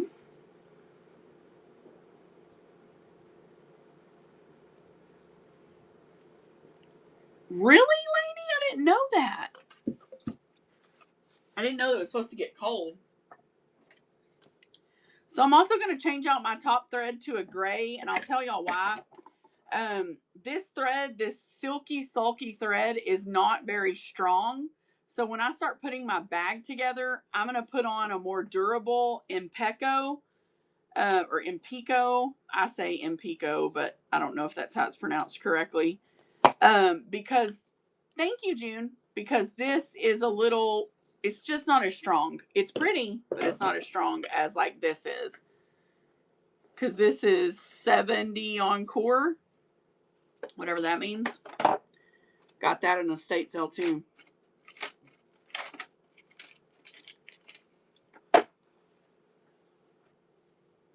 It's supposed to freeze there? What? This one, yes, it's very good for embroidery. But that's why I quilt with it, because it's so pretty. And it shines and it looks beautiful, and you know? Yeah. That's insane.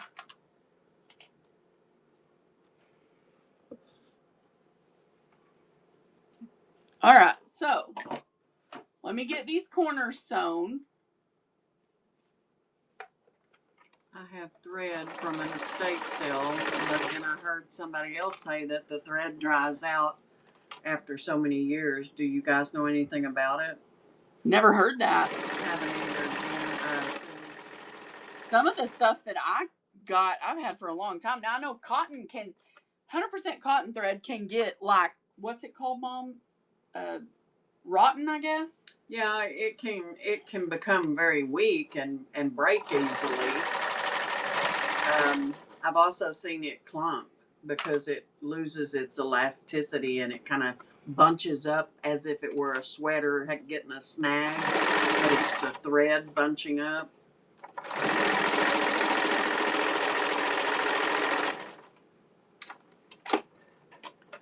Okay, now we've got that You're welcome, smoothed honey. out and out of the way. But if you take your hands, Suze, and you try to, kind of like pop it like a rubber band between your hands, if it doesn't break easily, it's strong enough for you to use to sew with. So there's my hole for turning. Now I've got to turn this right side out so that I can layer it into my bag, okay? Because in our bag, when we sew it together, I guess you could. I don't know. Just depends on, you just have to try it and see. I don't know. It depends on how coarse Try it and see if it is. works. This is how I know if you can do something in a machine. Try it. There's probably all kinds of things saying you shouldn't. All right, so I stick my hand down in the corner of this, and then I'm going to go into my bag down here, okay? And I'm going to line up my corners, which already feels much better. Okay? We're back on track with a new inside. Where It you was going? sewn the exact same way. Hey, I want a 20 ounce. yeah, I was thinking, why don't we do sandwiches or something? I was thinking we should do baked potatoes. Were you going to go get the stuff for baked potatoes? Yeah. Would you mind getting my lettuce and tomato? Can you make him a little list? You know that roast beef sandwich top thing we have with the au jus? Mm-hmm. I want to have that on my potato. The au jus? Yeah, the au jus and the meat. Okay, see how I've got the two corners clipped? Sorry, we're discussing dinner plans. See how I have those two corners? That's just all the layers of the bag clipped together so that it holds the liner in place. So it's just an added measure. You don't have to do it, but you can. Everybody with me on that?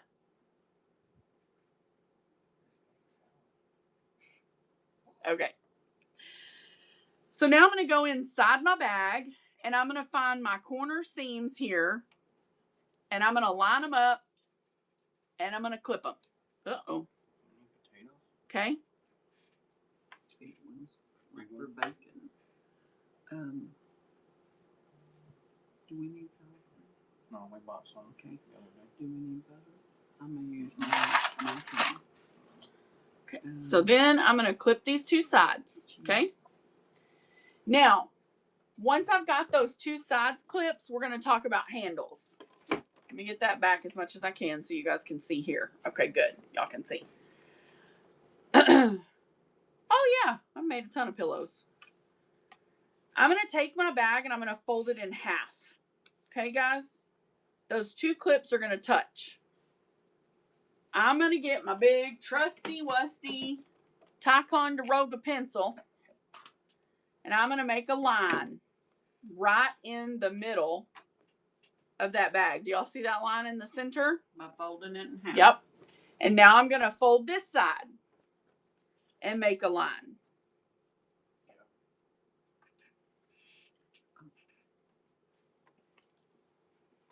So I have a line in the center of each side. Do we see that, guys? A great way to check it is to make sure that your line is on the same area on both sides. Okay? Now, au jus and roast beef meat. we're going to use our ruler and we're going to measure 4 inches out from that line on each side. So I'm going to line up the 4 of my ruler on the line, and I'm going to make a mark right here. And then I'm going to flip it over. I'm going to line up the 4. I'm going to make a mark right here. So I have 2 lines. Everybody see those? 4 inches. Now we're going to do the other side. Line up on the 4. Make a mark. On the 4, make your mark. Okay. Now, the only thing I'm going to do is just lean it up and look to make sure that they're in the same spot on each side. Can y'all tell that how that's done? Everybody good? Yes. All right. Yes. Now we got handles, right? We're going to put our handles in. Now, I like this side of the handle, to be honest, which is the bobbin side, but I really like it. I think it looks good. So I'm going to use this side as the outside. Okay? You need to make sure that your handle is not twisted. Okay? You're going to very gently raise your bag, and between your liner and your outside of your bag, you're going to put your handle down in it. Okay? Sandwich it between the liner and the outside. Top of your handle goes to the bottom of your bag. Now, when you clip these, you need to either place your entire handle lined up on the inside. I personally use a 30-inch handle, and I line it up on the outside of that outside line. She lets a little stick out. Yep. I always let a little bit stick out, and I cut it after. Okay? Yes. If you don't have long clips, use devil sticks. You need this handle to stay in place at all costs. Okay? Because if it shifts while you're trying to sew, you're out of luck, buddy. Your bag is messed up. Now, it's not the end of the world. You can use a bag with a little bit of a crooked handle, but I wouldn't sell one. My nieces have lots of bags with crooked handles. Just so you know, we have sewed crooked handles. She does. She doesn't like pins. She calls them devil pins. Pins are of the devil. They're satanic. They poke your fingers and it hurts. They're of the devil. Jesus was pricked in the hands too. I ain't about that life. He died for me on that cross. I ain't got to do it again.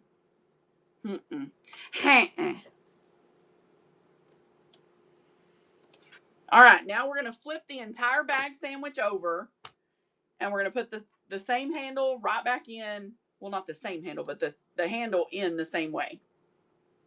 Separate our 2 layers. Knowing the handle is not crooked, slide it in. It's real easy to get it twisted, y'all, just so you know. Real easy. So just be careful of that. Just check yourself. Just make sure. Double check. Now, it is between both layers, the outside layer and the inside layer. Okay? No, they don't. And she don't care either. She carries that purse proud. Half crooked and everything falling out. She does not care a bit. No, she don't. We're going in with 2 clips right here. Holding this nice and snug. June saying hi to you, Mama. Hi, sugar. How are you, darling? The way to know that you have these correct is if both of your handles are in the right spot, directly across from each other. That's how you know, okay, I measured right and it's in the right place. Because right now, them handles should be on top of each other. Yes. Yes, she is. She struts her stuff. Good, June. I'm glad you're doing well, honey. And I'm just adding extra clips, guys, because I don't want this to shift or move while I'm sewing, okay? I didn't have a purse when I was in kindergarten. In fact, I had to beg my mama to let me have a purse a few years later. Uh-oh. Well. So, do you guys see that the handles are on each side of each other exactly right on the bag? And that's how we know they're in the same spot.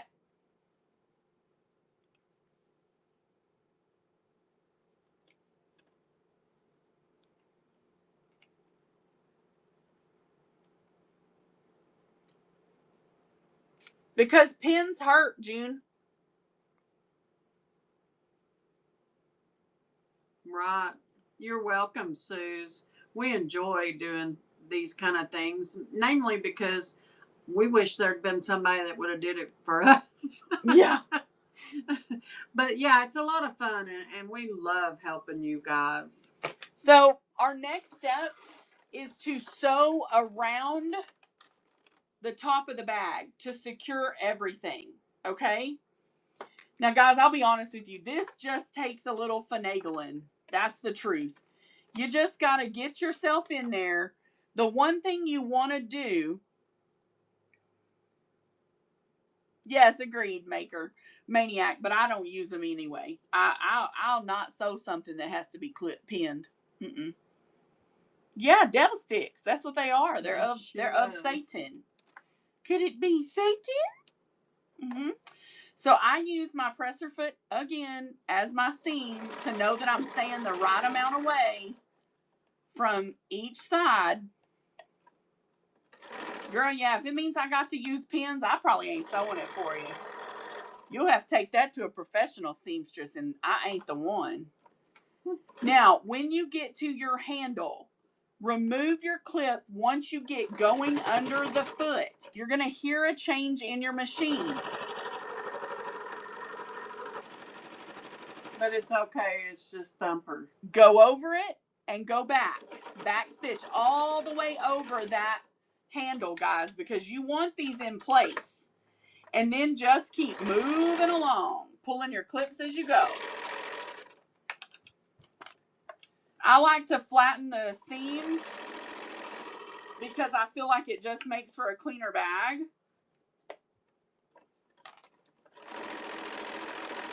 Every few seconds, guys, you need to stop, reposition.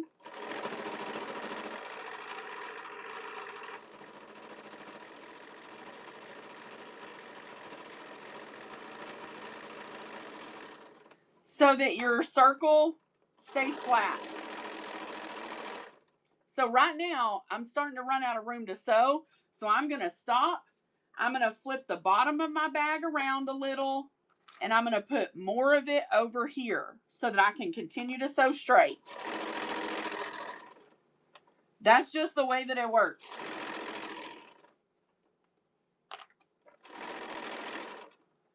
Now that I've got it under the foot and I know it's not going to shift.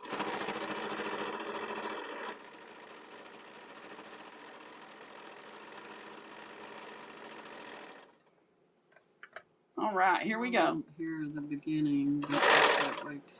Well, like I said, it is going to be on YouTube. Yes, this will be on YouTube, and all you have to do is put in Broken by Design Studio on YouTube, and it'll take you to our videos. Go to the live, and you will see this video. So then now you can watch it back at any pace you like. Now and you can pause it too, guys. You can pause Absolutely. while you do your step and then come back. Now that we've made it to the last strap, what I want to start thinking about is, okay, I'm fixing to run into my seam line. Let's stay straight. Okay?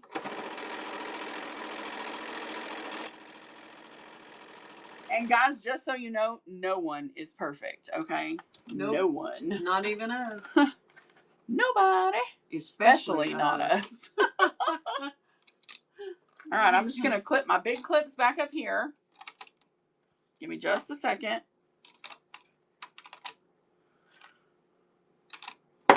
And then we're going to push this out of the way. Whoop. Will you heat that iron back up for me? And then we're going to go over here. Your fan. That's fine. I'm feeling cooled off. We're going to go back over here to this area. All right. This is what it looks like when you're done. You're like, wait a minute. Where's my bag? Well, that's why we left a hole, friends. So pull your inside out. Let me get a little higher. That work? Y'all can see me doing it all. Pull your inside out, go in and grab your inside corner and start pulling your bag through.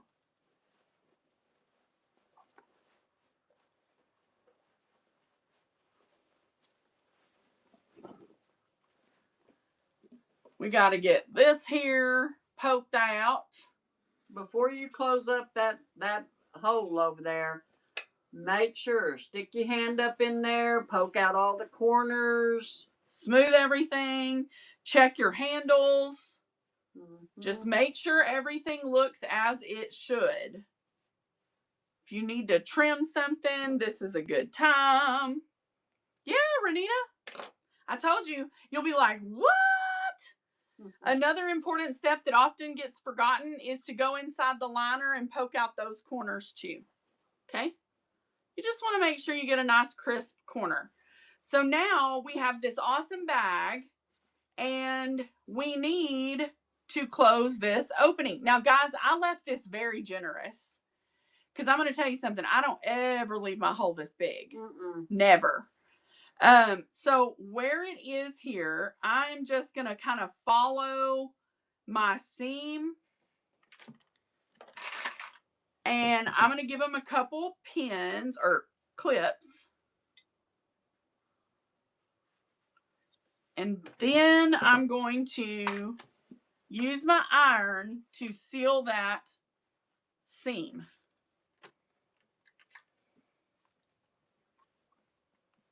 That's just pressing it so that it stays. Do you do an invisible stitch? No, she does a sewing machine stitch. Yeah. She does that actually with the machine.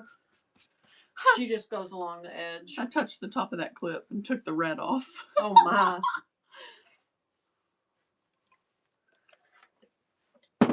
All right, so I'm going to put these clips back on with it hot. And then I'm going to go over to my sewing machine and I'm going to sew this together. Real simple, straight stitch all the way down. So because it's only going to take me a second, I'm not going to, you don't have to turn that off yet. I'm not. If you would like to do an invisible stitch on that opening, yes, you can. Yes. I have done them by hand and hidden the stitch. A little more time consuming to do that.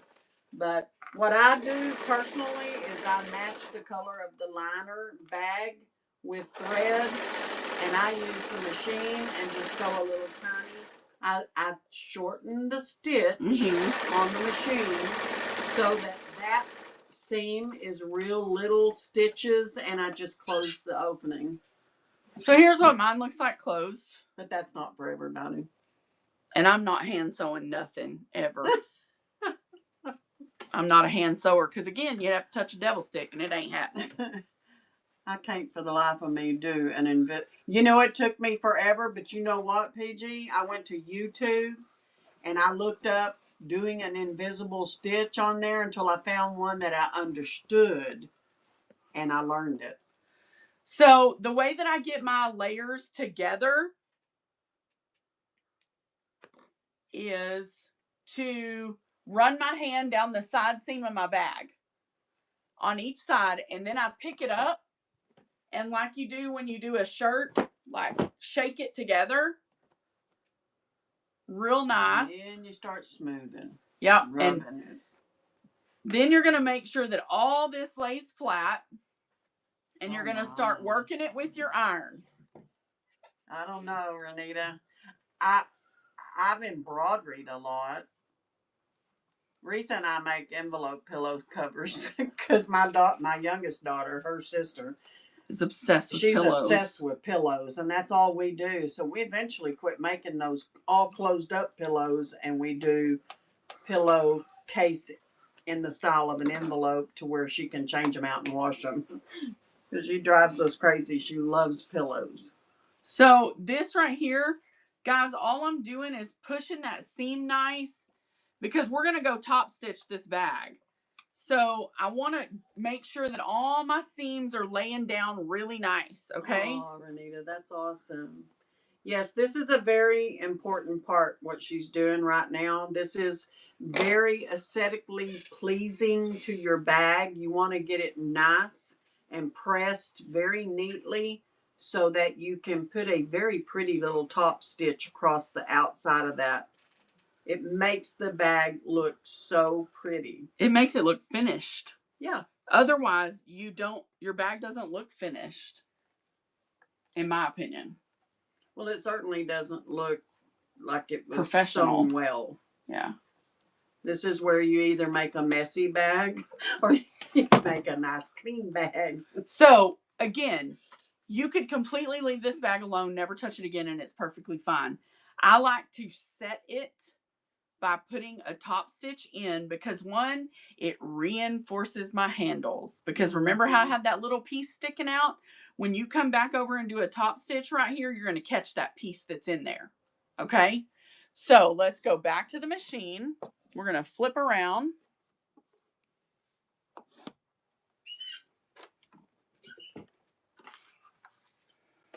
That thing's doing like my chair does. What? Oh, yeah, it is. It's like messed up right here on the top. So I have to like go down and then like this. Okay. Sorry for the crazy back and forth, y'all. Are you done with the iron? Yes. So I'm going to make sure that my handle goes up under. You can do this one of two ways. You can sew the top from the inside of the bag or the out. If you sew the outside of the bag, what you need to know is you're going to need to pull off. If your sewing machine has it, you'll have to pull this off so that you can run the bag through it. Because I'm using a neutral bobbin, I'm just going to do my top stitch on the inside because it really won't matter. Okay.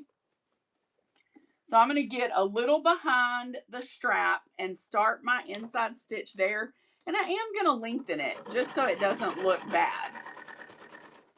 And again, guys, as you're going, you just want to be mindful that you keep that every few minutes. Straighten, straighten, straighten.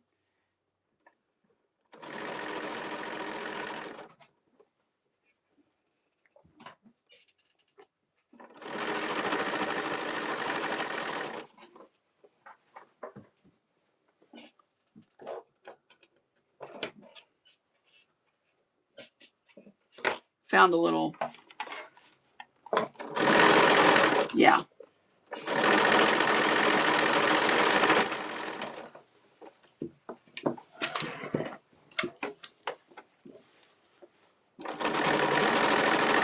Aw.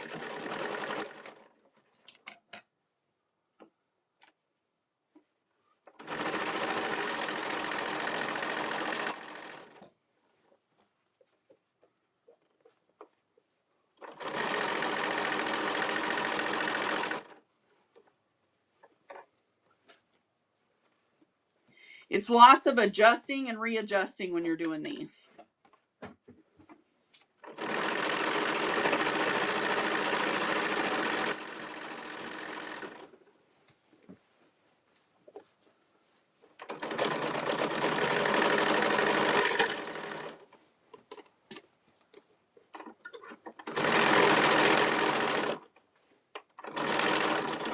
So I just met my seam. That's right, you can. That's exactly right. You can squish them flat. And I'm just going to cut my start and end thread here. And then, guys, we have created a tote bag. An awesome, beautiful market tote bag with a duck cloth interior.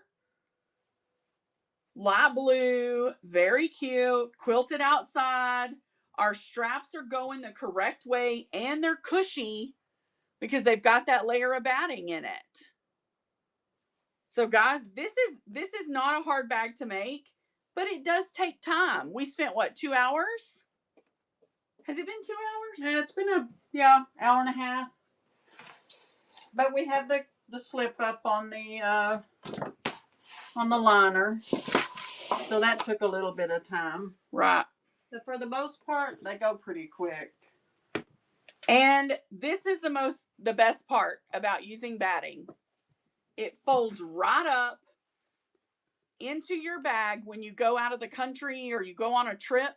Folds right up, goes right into your suitcase, takes up small amount of room, and you have big return because you can do all your shopping into this bag each day. Does that make sense, guys? Super easy, super beautiful. And they are really big. When you use 4 fat quarters, it's big. There's just no way around that. It's a big bag. All right, guys, let's flip around and sell some fabric.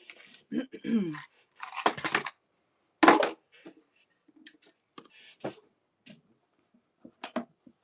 we're going to come back down a little.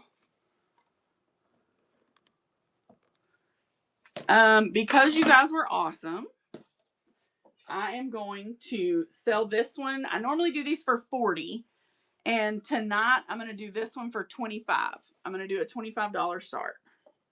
See, I'm telling you, this is why I love fat quarters. Everybody thinks I'm crazy, but I love fat quarters because you can make a great bag out of a few fat quarters. It takes very little to do this. See, that's what I'm saying. Well, I'm fixing to show you some. I am a fat quarter girl. Okay, we're going to run this for $25. This bag that y'all watched me make is going if anybody is interested in her. Now, when you guys hear us say, "Ooh, there's some bag fabric right there," yeah, that'll make a nice now you'll bag. Understand, you know. You know what we're talking about. Renita, thank you so much, sweet friend. Well, she did say at the beginning of the show she would just get you to make her bag. Yeah, that's awesome. I love it. This is a great set for a bag, just like we made. These 2 quarters coordinate. And guys, don't forget, if you want us to make your bag, we don't mind, and we're more than willing to do it. We can only take a 5-bag order. Right. So right now we have 5. No, this one's done made. I know. Right now we have 5 open. So if somebody wants a bag made out of fabric that I show, type it in the chat. I want a bag out of that. And I will run it for your bag, not for the fabric. But for now, we're going to look at fabric. All right. Here's a really cool fat quarter. I just think this one is awesome. Now, this one you would do your tote would be a little deeper and taller. Oh, no. Well, put your coupon on, my friend. Put your coupon on. And if you need to purchase something in future, I can discount it for you. Okay? To make up for your coupon. It's a piece of fabric that is 18 by 22. Yes, Suze. You would use 2 fat quarters that coordinate for your inside, 2 for your outside. That's or right. 2 half yards, whichever. Yeah, 2 fat quarters or 4 fat quarters or 2 half yards. So these 2 are fat quarters. I'm going to run it as a half yard because they do coordinate.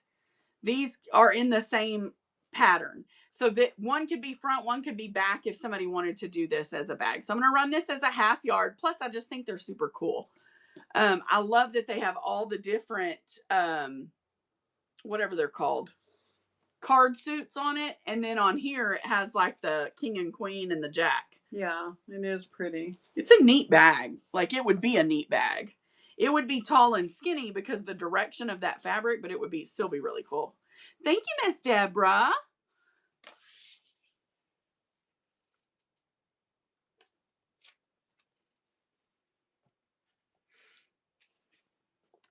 All right. This one is gorgeous, okay? Can we just say,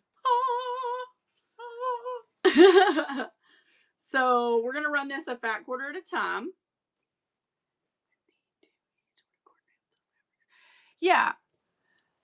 So you're- Sin, this bag is a good example. This one right here is just a really gorgeous print, right? So I had one fat quarter of this Kathy Holden. Well, I'm not going to use 2 pieces of Kathy Holden to make a bag unless somebody buys the bag that way, because it's using a lot of really great fabric. So I put a solid on the back. And then the inside, I happen to have a half yard of Allison glass and used that. So you just have to pick your outsides and insides. And guys, they can be different. That one is a $40 starting bid. That fabric is hard to come by. But that is, Kathy Holden Moda, yes. which is like really high end. What small bags, honey? Are you talking about the little small makeup bags? Little cosmetic bags? Just about any size you can make. You pick your size. I mean, you can take half a fat quarter and make the cosmetic bag outside. This is a fat quarter. If I were going to make a cosmetic bag, I would fold it in half. That's okay. And then I would fold it in half again. I would cut it right here, and that would make 2 bags. 2 outsides. Yeah. So a fat quarter would make a bag.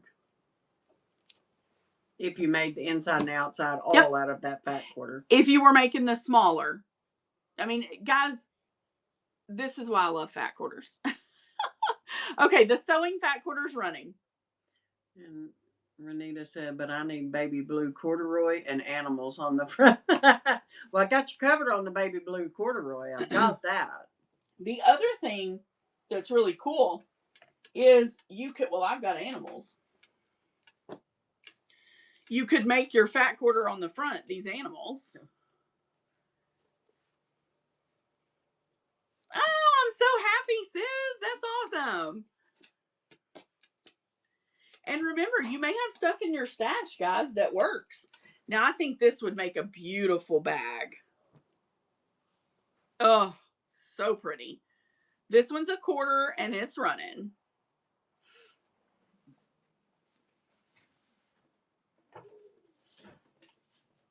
Temperature drop, babe?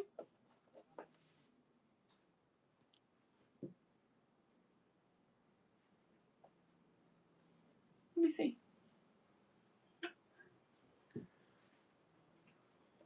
Thank you, Barb. Ooh, yeah, with that blue corduroy. Okay, go make your egg salad, sweetie.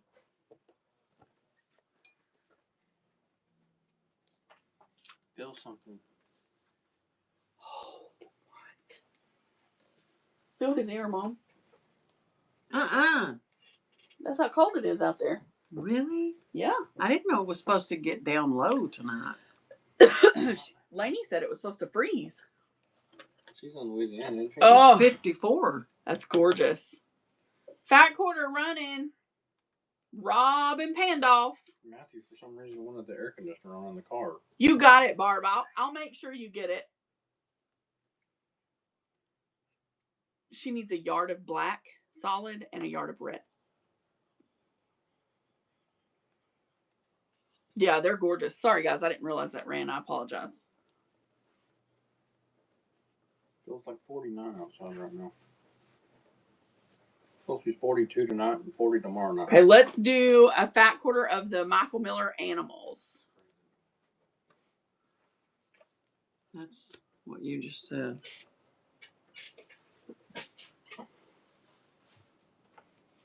It's not giving a temperature right now for the low tonight.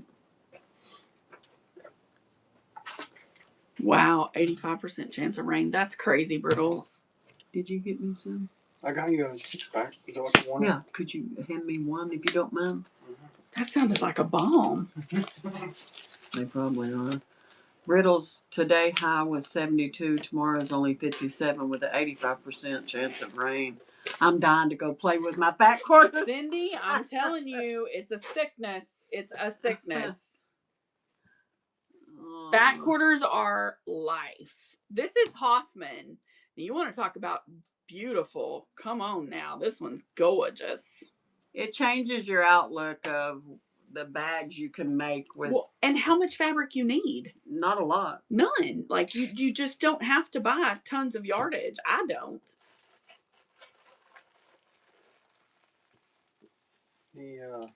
Matthew wanted chili on his. I told him we were having potatoes. He wanted that Yellowstone chili. He loves that stuff. This is a, oh, am I going to do it? Yeah, I'll do one fat quarter of this. This is Philip Jacobs, Free Spirit, KFC, Rowan, Westminster. Then comes to here, I'll go put the potatoes in. Was I supposed to get potatoes? Seriously? Yeah. Yes. I forgot. I'll be back. Oh my gosh.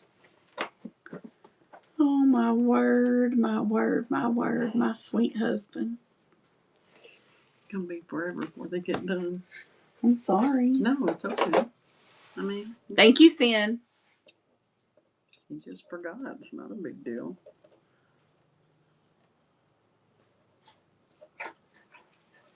I don't cut K Facet for just anybody. No, I'm Is just that kidding. Kay? It's Philip Jacobs. Yeah. It's Snow Leopard is the name of it. Right?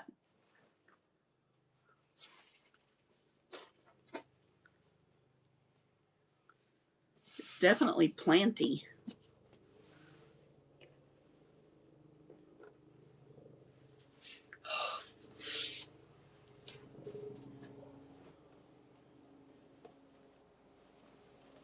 Ooh, this will be a cute one too.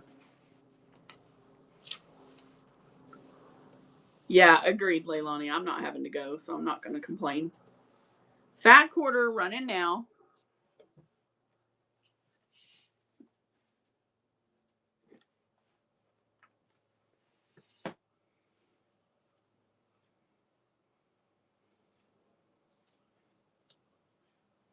Wow. Y'all look at that one. That makes a pretty one.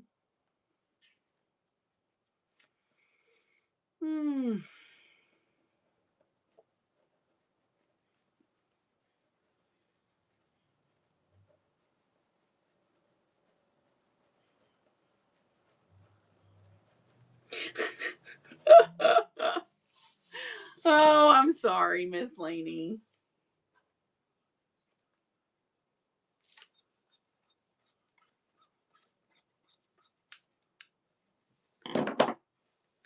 I'm so excited. Stan, that's awesome. Well, that bag's easy. There's no zipper involved, and if you can quilt, you can make that bag without a problem.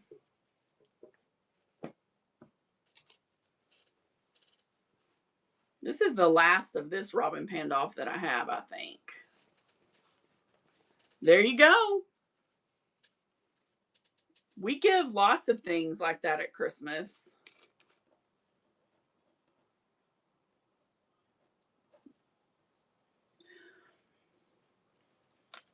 I'll be working super late tomorrow, I think, to get caught up.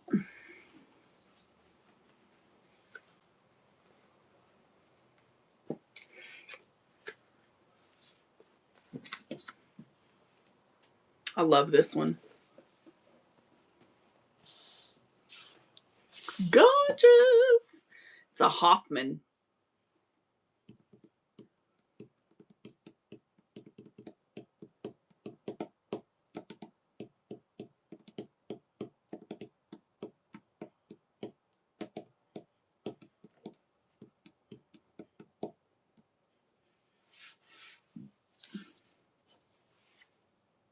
Yep. You can see it. You've got the bag vision. Renita. Oh, okay, honey. Good night, Queenie. It was good to see you. God bless you, honey.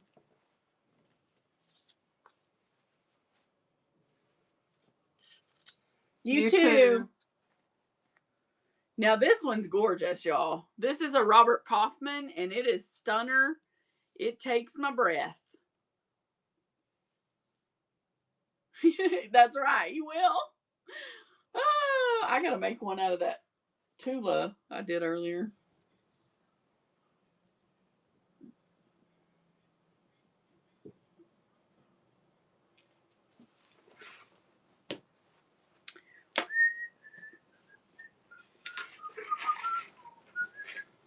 This is a gorgeous half yard. Gorgeous! Running now. Half yard on this one. Good liner. You don't sew.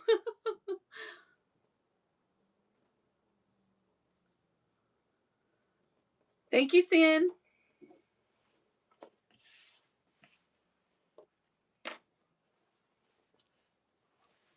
This one's another free spirit.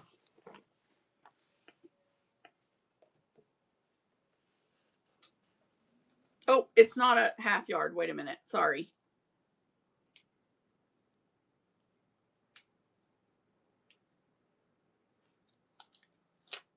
Judd, welcome in. All right, let me run this correctly. I apologize. It's a fat quarter. Running now.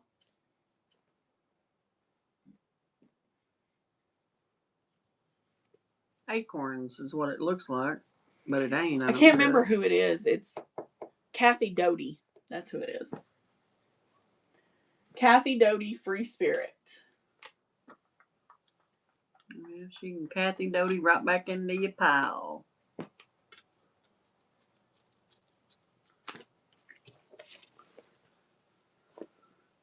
No, it's orange and brown. The color may not have come through correctly.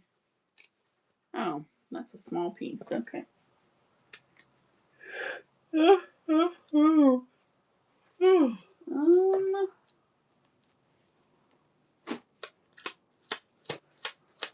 may have to eat a sandwich, and, because I got to take a bath. I suppose we can do. I mean, No, just because I do don't mean y'all have to. I'm going to run this duck cloth.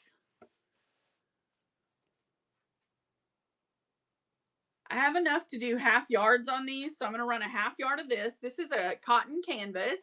This is the same type of material that I used to line the tote tonight. Aggie, they were okay. We're still not sure of what's really going on, but yeah, they're okay. My doctors, they were, because I was on earlier, she was here. They knew I was leaving to go to the dock. Oh, this one is gorgeous. Half yard running now. Absolutely stunning, this print is. Thank you, Aggies. I appreciate you. It's been an interesting little run with this anemia, and I'll be really grateful to get it handled. I like that cloth. Those two she just showed y'all were what I call a lightweight duck cloth. Yeah, they are, but they're good inside or out. Yes, they're very sturdy for market bags. Very durable. They wash and dry very well. Isn't that pretty? This is called Serengeti 2 by Peter Pan. I'm running a fat quarter. It's gorgeous, Sin. It's one of the better prints that I've ever owned.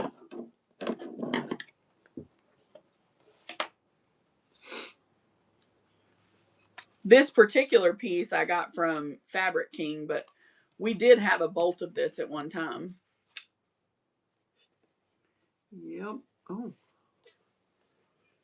Hold on, Mom. Okay.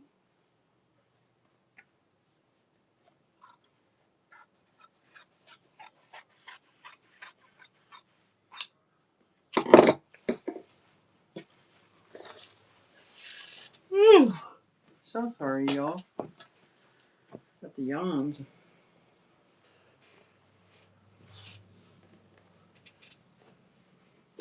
This is the next combo that will be that bag that y'all just watched me make. This will be on one side, and this will be on the other side, the batik, and then the inside. This will be this is an option to purchase for one of the bags. This is Tula Pink. If somebody wants this would be the outside of the bag.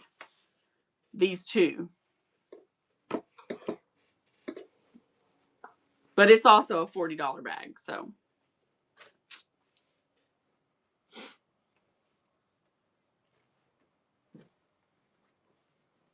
Okay, we can do a half yard. So a bag would be $40 to get animals and coordinating fabric. The animal print that I showed you earlier, is that the one you're talking about? If it's that one, it would not be 40, it would be 30. The premium fabrics are different. That fabric I had out a while ago is Tula Pink. And it's only because I have to pay up for the fabric. So that one would be 30, Renita. That's how much I do those bags at typically. This is going to be running for a fat quarter. But I have a couple. I have this one, and I'll show it to you. So if you're interested, you can pick. Okay, June. Sure. Just a second, and I'll run it for you. And we'll talk about the inside. Okay. How does she want the Yes, I will, Sin. blue corduroy coordinated with that? Does she want like a You strip want- at the bottom? Do you want corduroy and this on each side? Because here's one. Let me show it to you. There's this print. I know, girl. I know. And then I also have it this. So you could do the corduroy, like Mom said, on the bottom of each side. And we could do one of these on each, like on the side. You tell me what you're thinking. If you like the squares, I'm going to quilt it between those squares. So this one.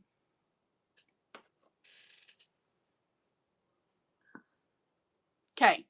So it'll be this on both sides, and you want to just incorporate the corduroy on the bottom half. She just want a fat quarter of that used. Well, this is Michael Miller, so it's fine.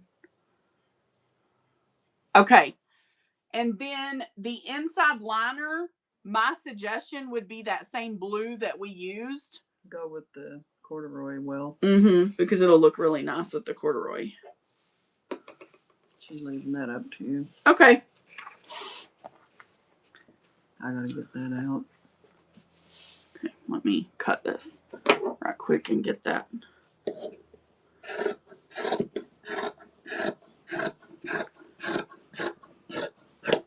That actually might be enough right there. Yep, that's what I'm going to do. I'm going to do this and then finish it out with this, and then this is a half yard still. All right, so we're going to lay that out, and then I will run it for you. Oh, that's so cute. And this is for Renita for a bag. Yes. Bag and fabric. Yes. So let me put in a listing just real quick, Renita. There are still 4 openings for a bag. Yep, still 4 that can be requested and made. And Sin, I'm going to show you that Tula again, but I have others that you might like more that I'm willing to do. So I'll show you that as well. So we're going to put in 4. 5 total. Oh, come on. Sorry, guys. My fingers are just not with it today. Okay, save that. Save this listing. Okay, and then I'm going to pin it. Okay, Renita, I'm going to run this for you, love. Oh, good. Good. There we go. It's running for you.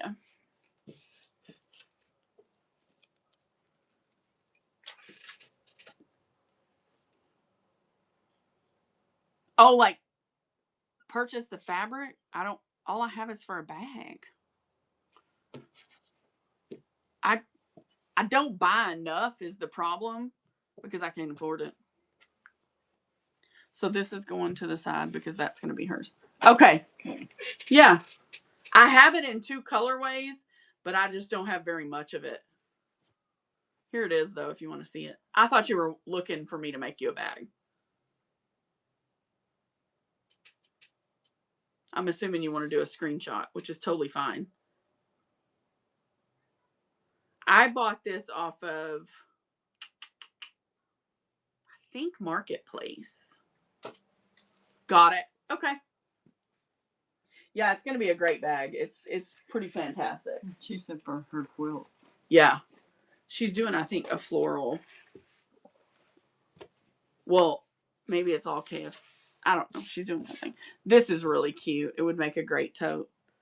All right, so we're going to run a fat quarter of this. If anybody else wants to find fabric for a bag, let us know.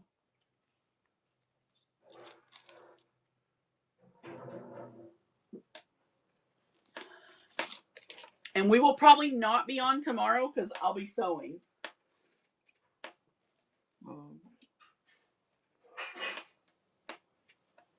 You can say if you want me to help you, you have to wait. I got to do that deal. I got to work Oh, all day yeah, that's and okay. then do I can that do show or that thing. Mm-hmm. It's a gorgeous piece. And some of these I will put into bags regardless. This would be gorgeous. It's a Peter Pan. I'll sell one. Nice. Oh, that's awesome. I'm so excited. Do you sell quilts, Cindy?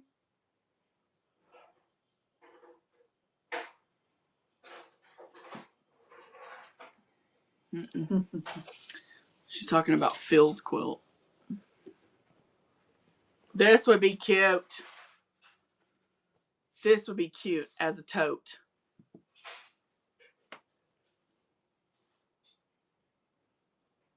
And that's a Quilting Treasures too.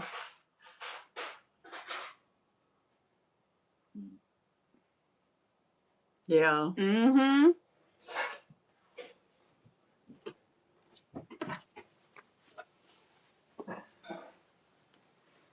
Or this one, which would be beautiful. Yeah.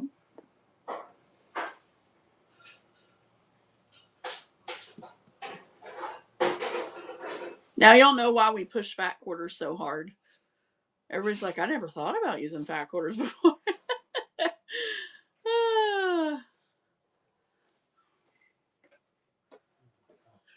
What's wrong? Stupid. Cold.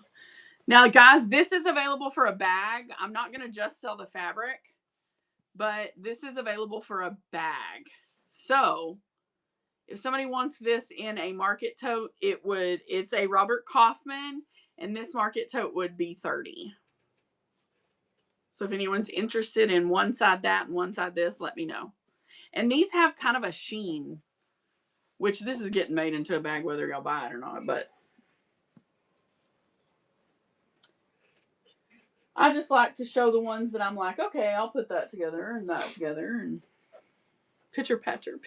I know. This is about to be a cosmetic bag.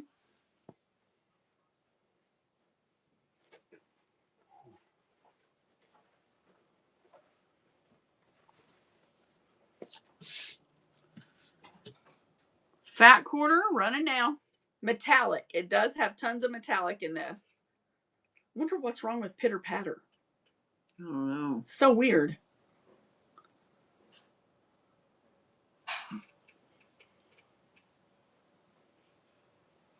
Strange, I tell you. Strange. Oh, now this would be a gorgeous market tote right here. With a nice bright yellow on one side. Oh, yeah.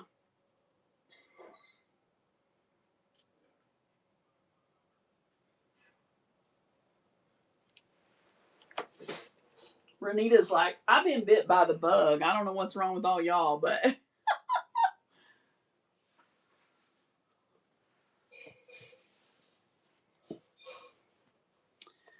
This one would make a gorgeous market bag. My gosh, my gosh, my gosh. Fat quarter. I'm sorry, Sin. I know it's not Easter yet.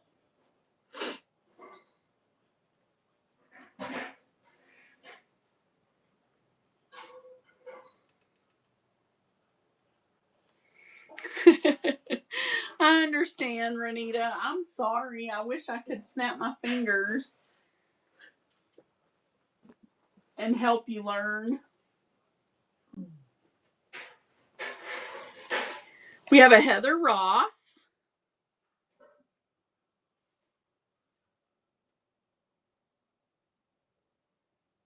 Oh, nice. That's awesome.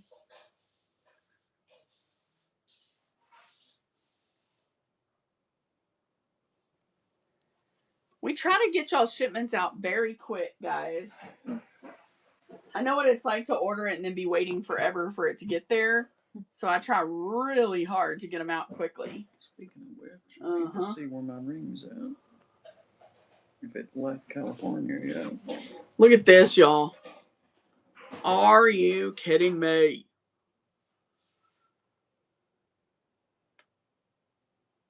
Oh, that's awesome. I'm faster than Amazon sometimes, Leilani said. That's awesome.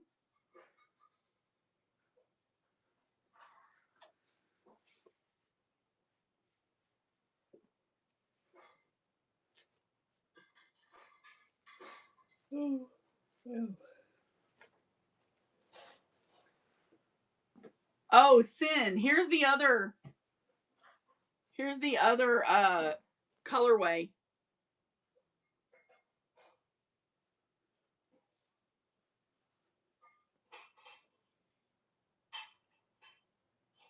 I know how good it is. It's going to be a bag. Somebody needs to buy it though. Because if I make it, I won't sell it. I'll love it too much. We got red and white pokies. It's back in Dallas. It is? That is so weird. 9 o'clock this morning. At Capel? No, it's in Dallas at the Logistics Center at 1:41 this afternoon. It'll go to Capel next. And then it'll come here after that. Good. This is available for a bag. If anybody wants a retro Barbie bag.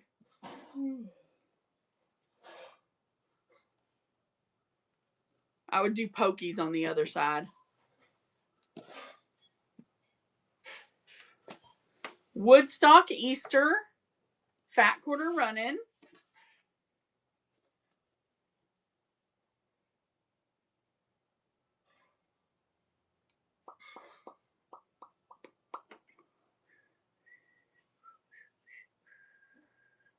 Y'all want to see what the next custom tote bag is going to look like? Right here. This is one side.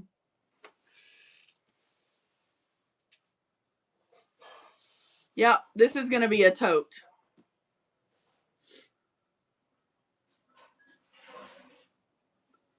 Isn't she awesome?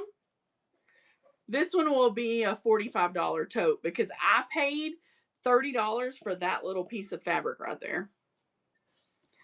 So in order for me to make anything, I have to charge that. And it should really be a $55. But that's what happens when people print custom fabrics.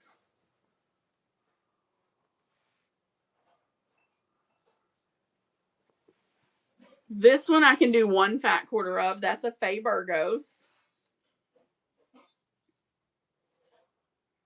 Yeah, I've been thinking I'll make a bowl cozy tutorial of how I do them. It's gorgeous, Jan. Please tell me you're making a bag out of this.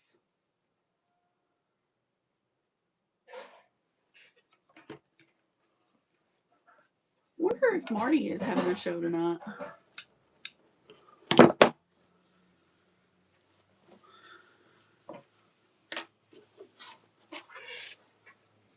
Me too.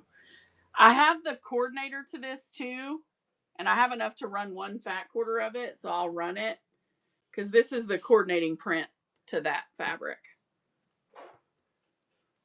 And it is gorgeous.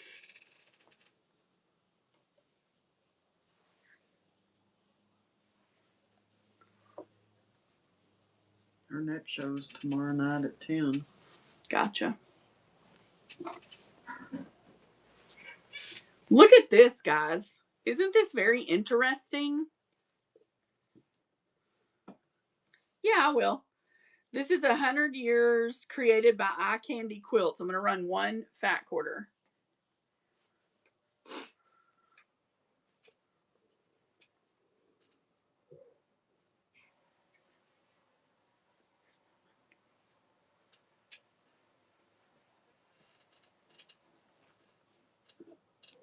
Oh, my eyes are just pouring. Okay, here is the main fabric, and there is the coordinator. And this is a vintage. Yep, that would work. It would be beautiful. He did. He went and got them. We only live about 3 minutes from the Walmart right now. Very pretty. This would be a great tote. Great tote bag. It may end up being one. Yeah, he's fast. This one I'm going to do a 1/2 yard. So if someone wanted to do an entire bag out of it, you could. Here's the up close. And here is the color. I'm going to go wash the potatoes. Sure thing, Mom. No problem. We'll get them going.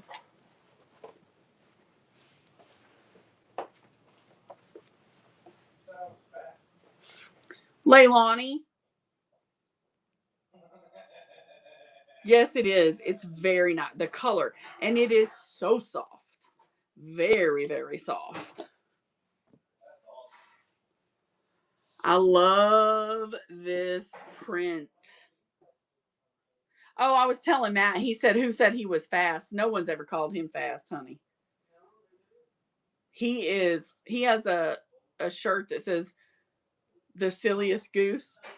And when I tell you that man was born to dilly-dally and forced to pick up the pace, he is a born-again dilly-dallier. He just don't pay attention, y'all. That's just all it is. Straight up. That poor man just does not pay attention.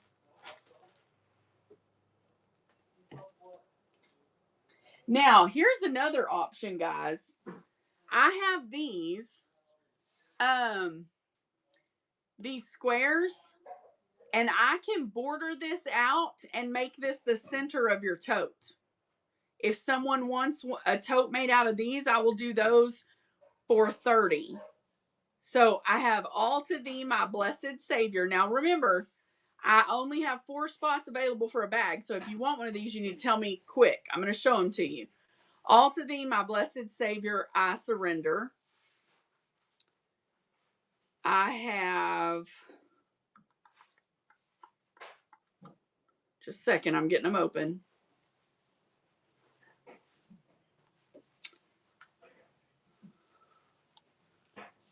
This is my story. This is my song, praising my Savior all the day long.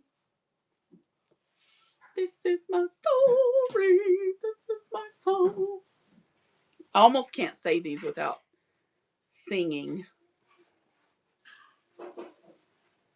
Oh, come now, fount of every blessing. Tune my heart to sing thy grace. Ah.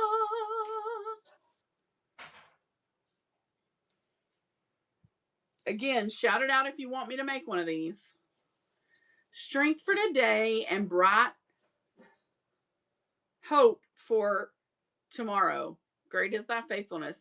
Great is thy faithfulness, Lord, unto thee. Okay, sorry. Even so, it is well with my soul. This might be my favorite. I love the color, the aesthetic, and I love the song. I love the song. It is well. It is well with my soul. Okay, sorry. Love that song. Really? I'll have to go look it up. I didn't know that.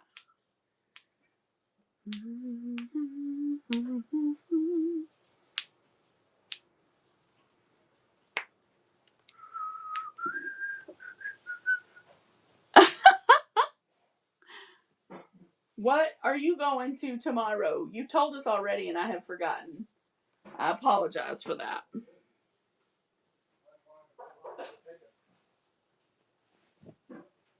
Maybe somebody wants an animal print bag.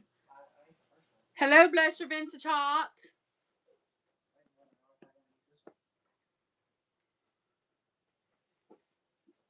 Hello. How are you?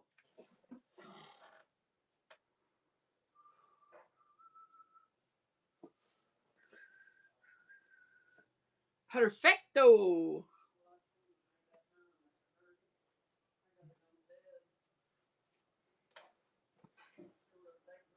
Mom's already hurrying up going to bed for tomorrow. How was your day, Vintage Hot? This would be a good bag. I don't know what she's going to do.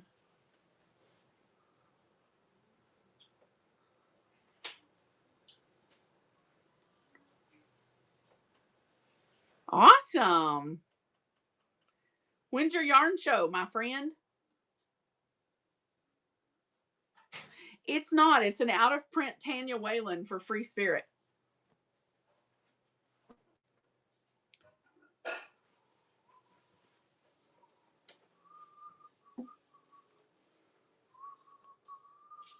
I should have made this one. Oh, yeah. That's awesome. So, guys, let me show y'all. This is a Cafe mix that I'm doing into one of those tote bags. So my good friend, Bless Your Vintage Heart, is a seller here on Whatnot. And I don't have baby flannel. I'm sorry. She sells yarn. That's one of the things she sells among other vintage things. So guys, this one's going to be a tote bag like you just saw me make. It's Cafe though. And it'll have quilting all through here, through all the ditches of the fabric. And it's amazing. It's going to be a $50 tote if someone wants to buy it. Otherwise, it's going to be mine. Because let's keep it real. I rarely sell my Cafe.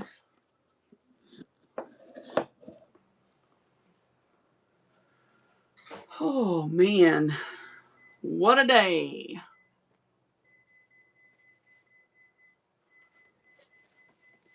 Okay. We've got some duck cloth feathers.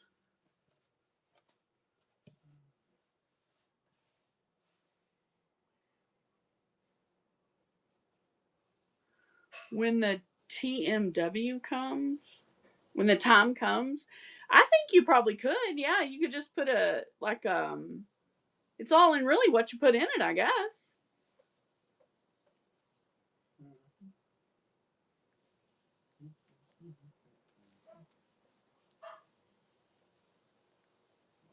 I don't want to go outside tomorrow at all. I'll just stay home.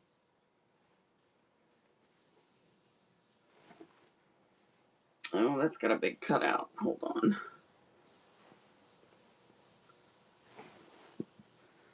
This will be a good one for a bag. It's a Moda.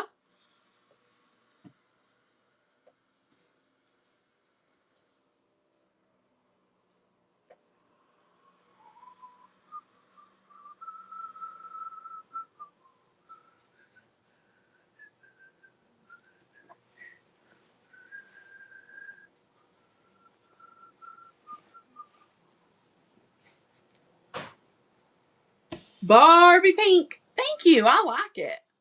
Barbie pink.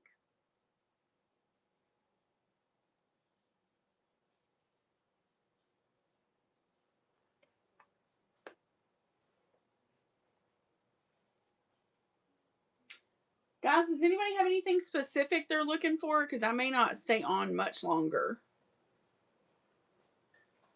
I'm a wee bit tired. Had a long day.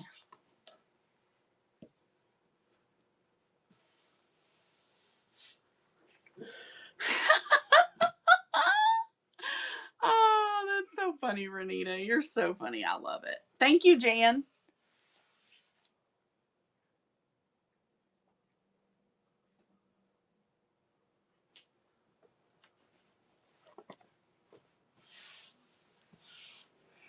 Have a good night, Renita.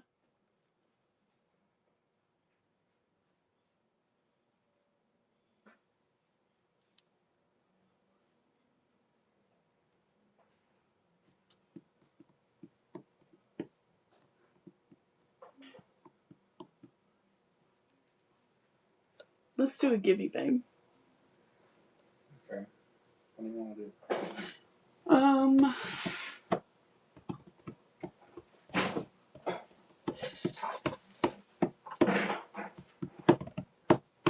Is there a small bag over there?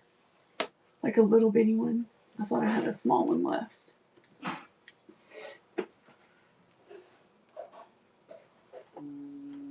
Let me show my bags right quick. I'm going to run these in case somebody wants one. Let me see.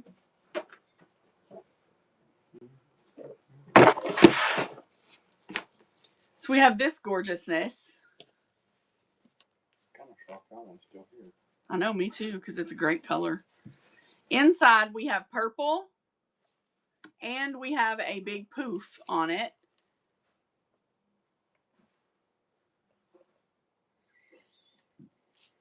So here's what we're going to do. We're going to change the name of this right quick. Hold on.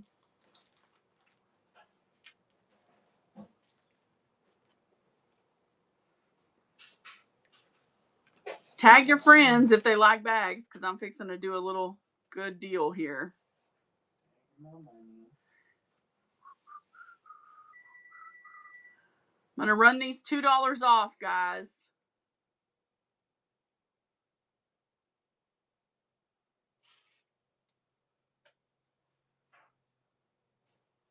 Oh my gosh, that is so funny.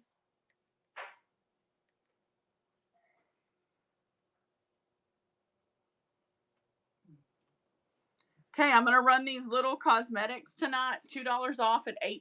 Here's this one running. $8 is a steal of a deal for a fully quilted bag, guys. Steal of a deal. Okay. Next up, I have orange with a black rhinestone wristlet. Orange and black on the inside. Orange and black. Really pretty bag. Really pretty. Running now.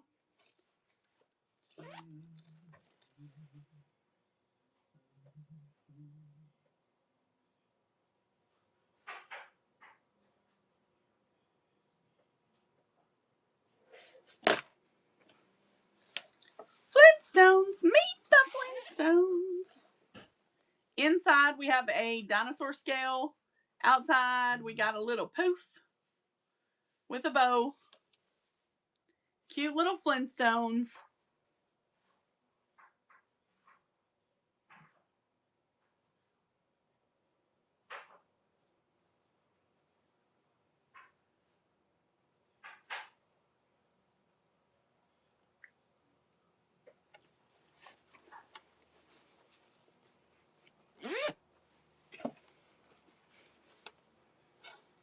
We got a monster. He has a bright fuchsia pink. $8, guys. That's what this bag will cost you. Super cute bag.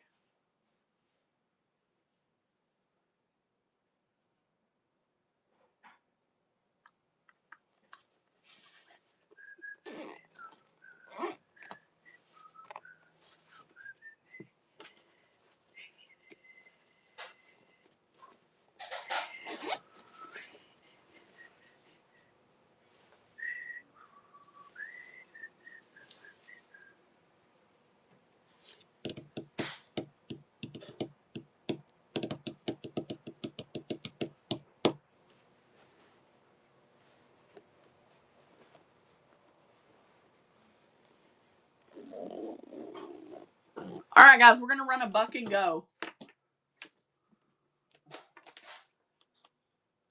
We're going to run a bag for $1. That's Anna Maria Horner, that pink. We're going to run a buck and go bag, okay? This is it. This is the gorgeousness that's about to run for $1. It's a buck and go, 30 seconds. It's running. $1 bag running now. 30 seconds, guys. Miss Lisa Bell said she knows a good thing when she sees it.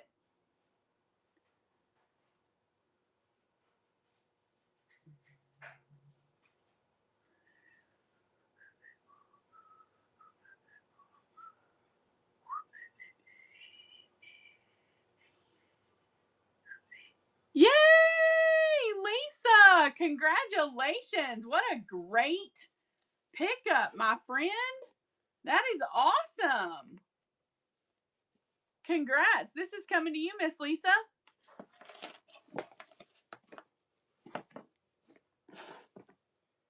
Okay, guys. Lucky you. Yes, ma'am. Couldn't have gone to our better friend. Let me see who I can raid, lovelies. Who's on? Wuzzle. We're going to go see Wuzzle. Y'all, Wuzzle needs to sell. He has had car trouble. He got stranded. It has been bad for Wuzzle. So y'all give Wuzzle some love. Miss Barb, I'll get you a yard of each of those in your thing. I think I have them. I'm pretty sure I do. Thank you, Sin. Love you in buttons.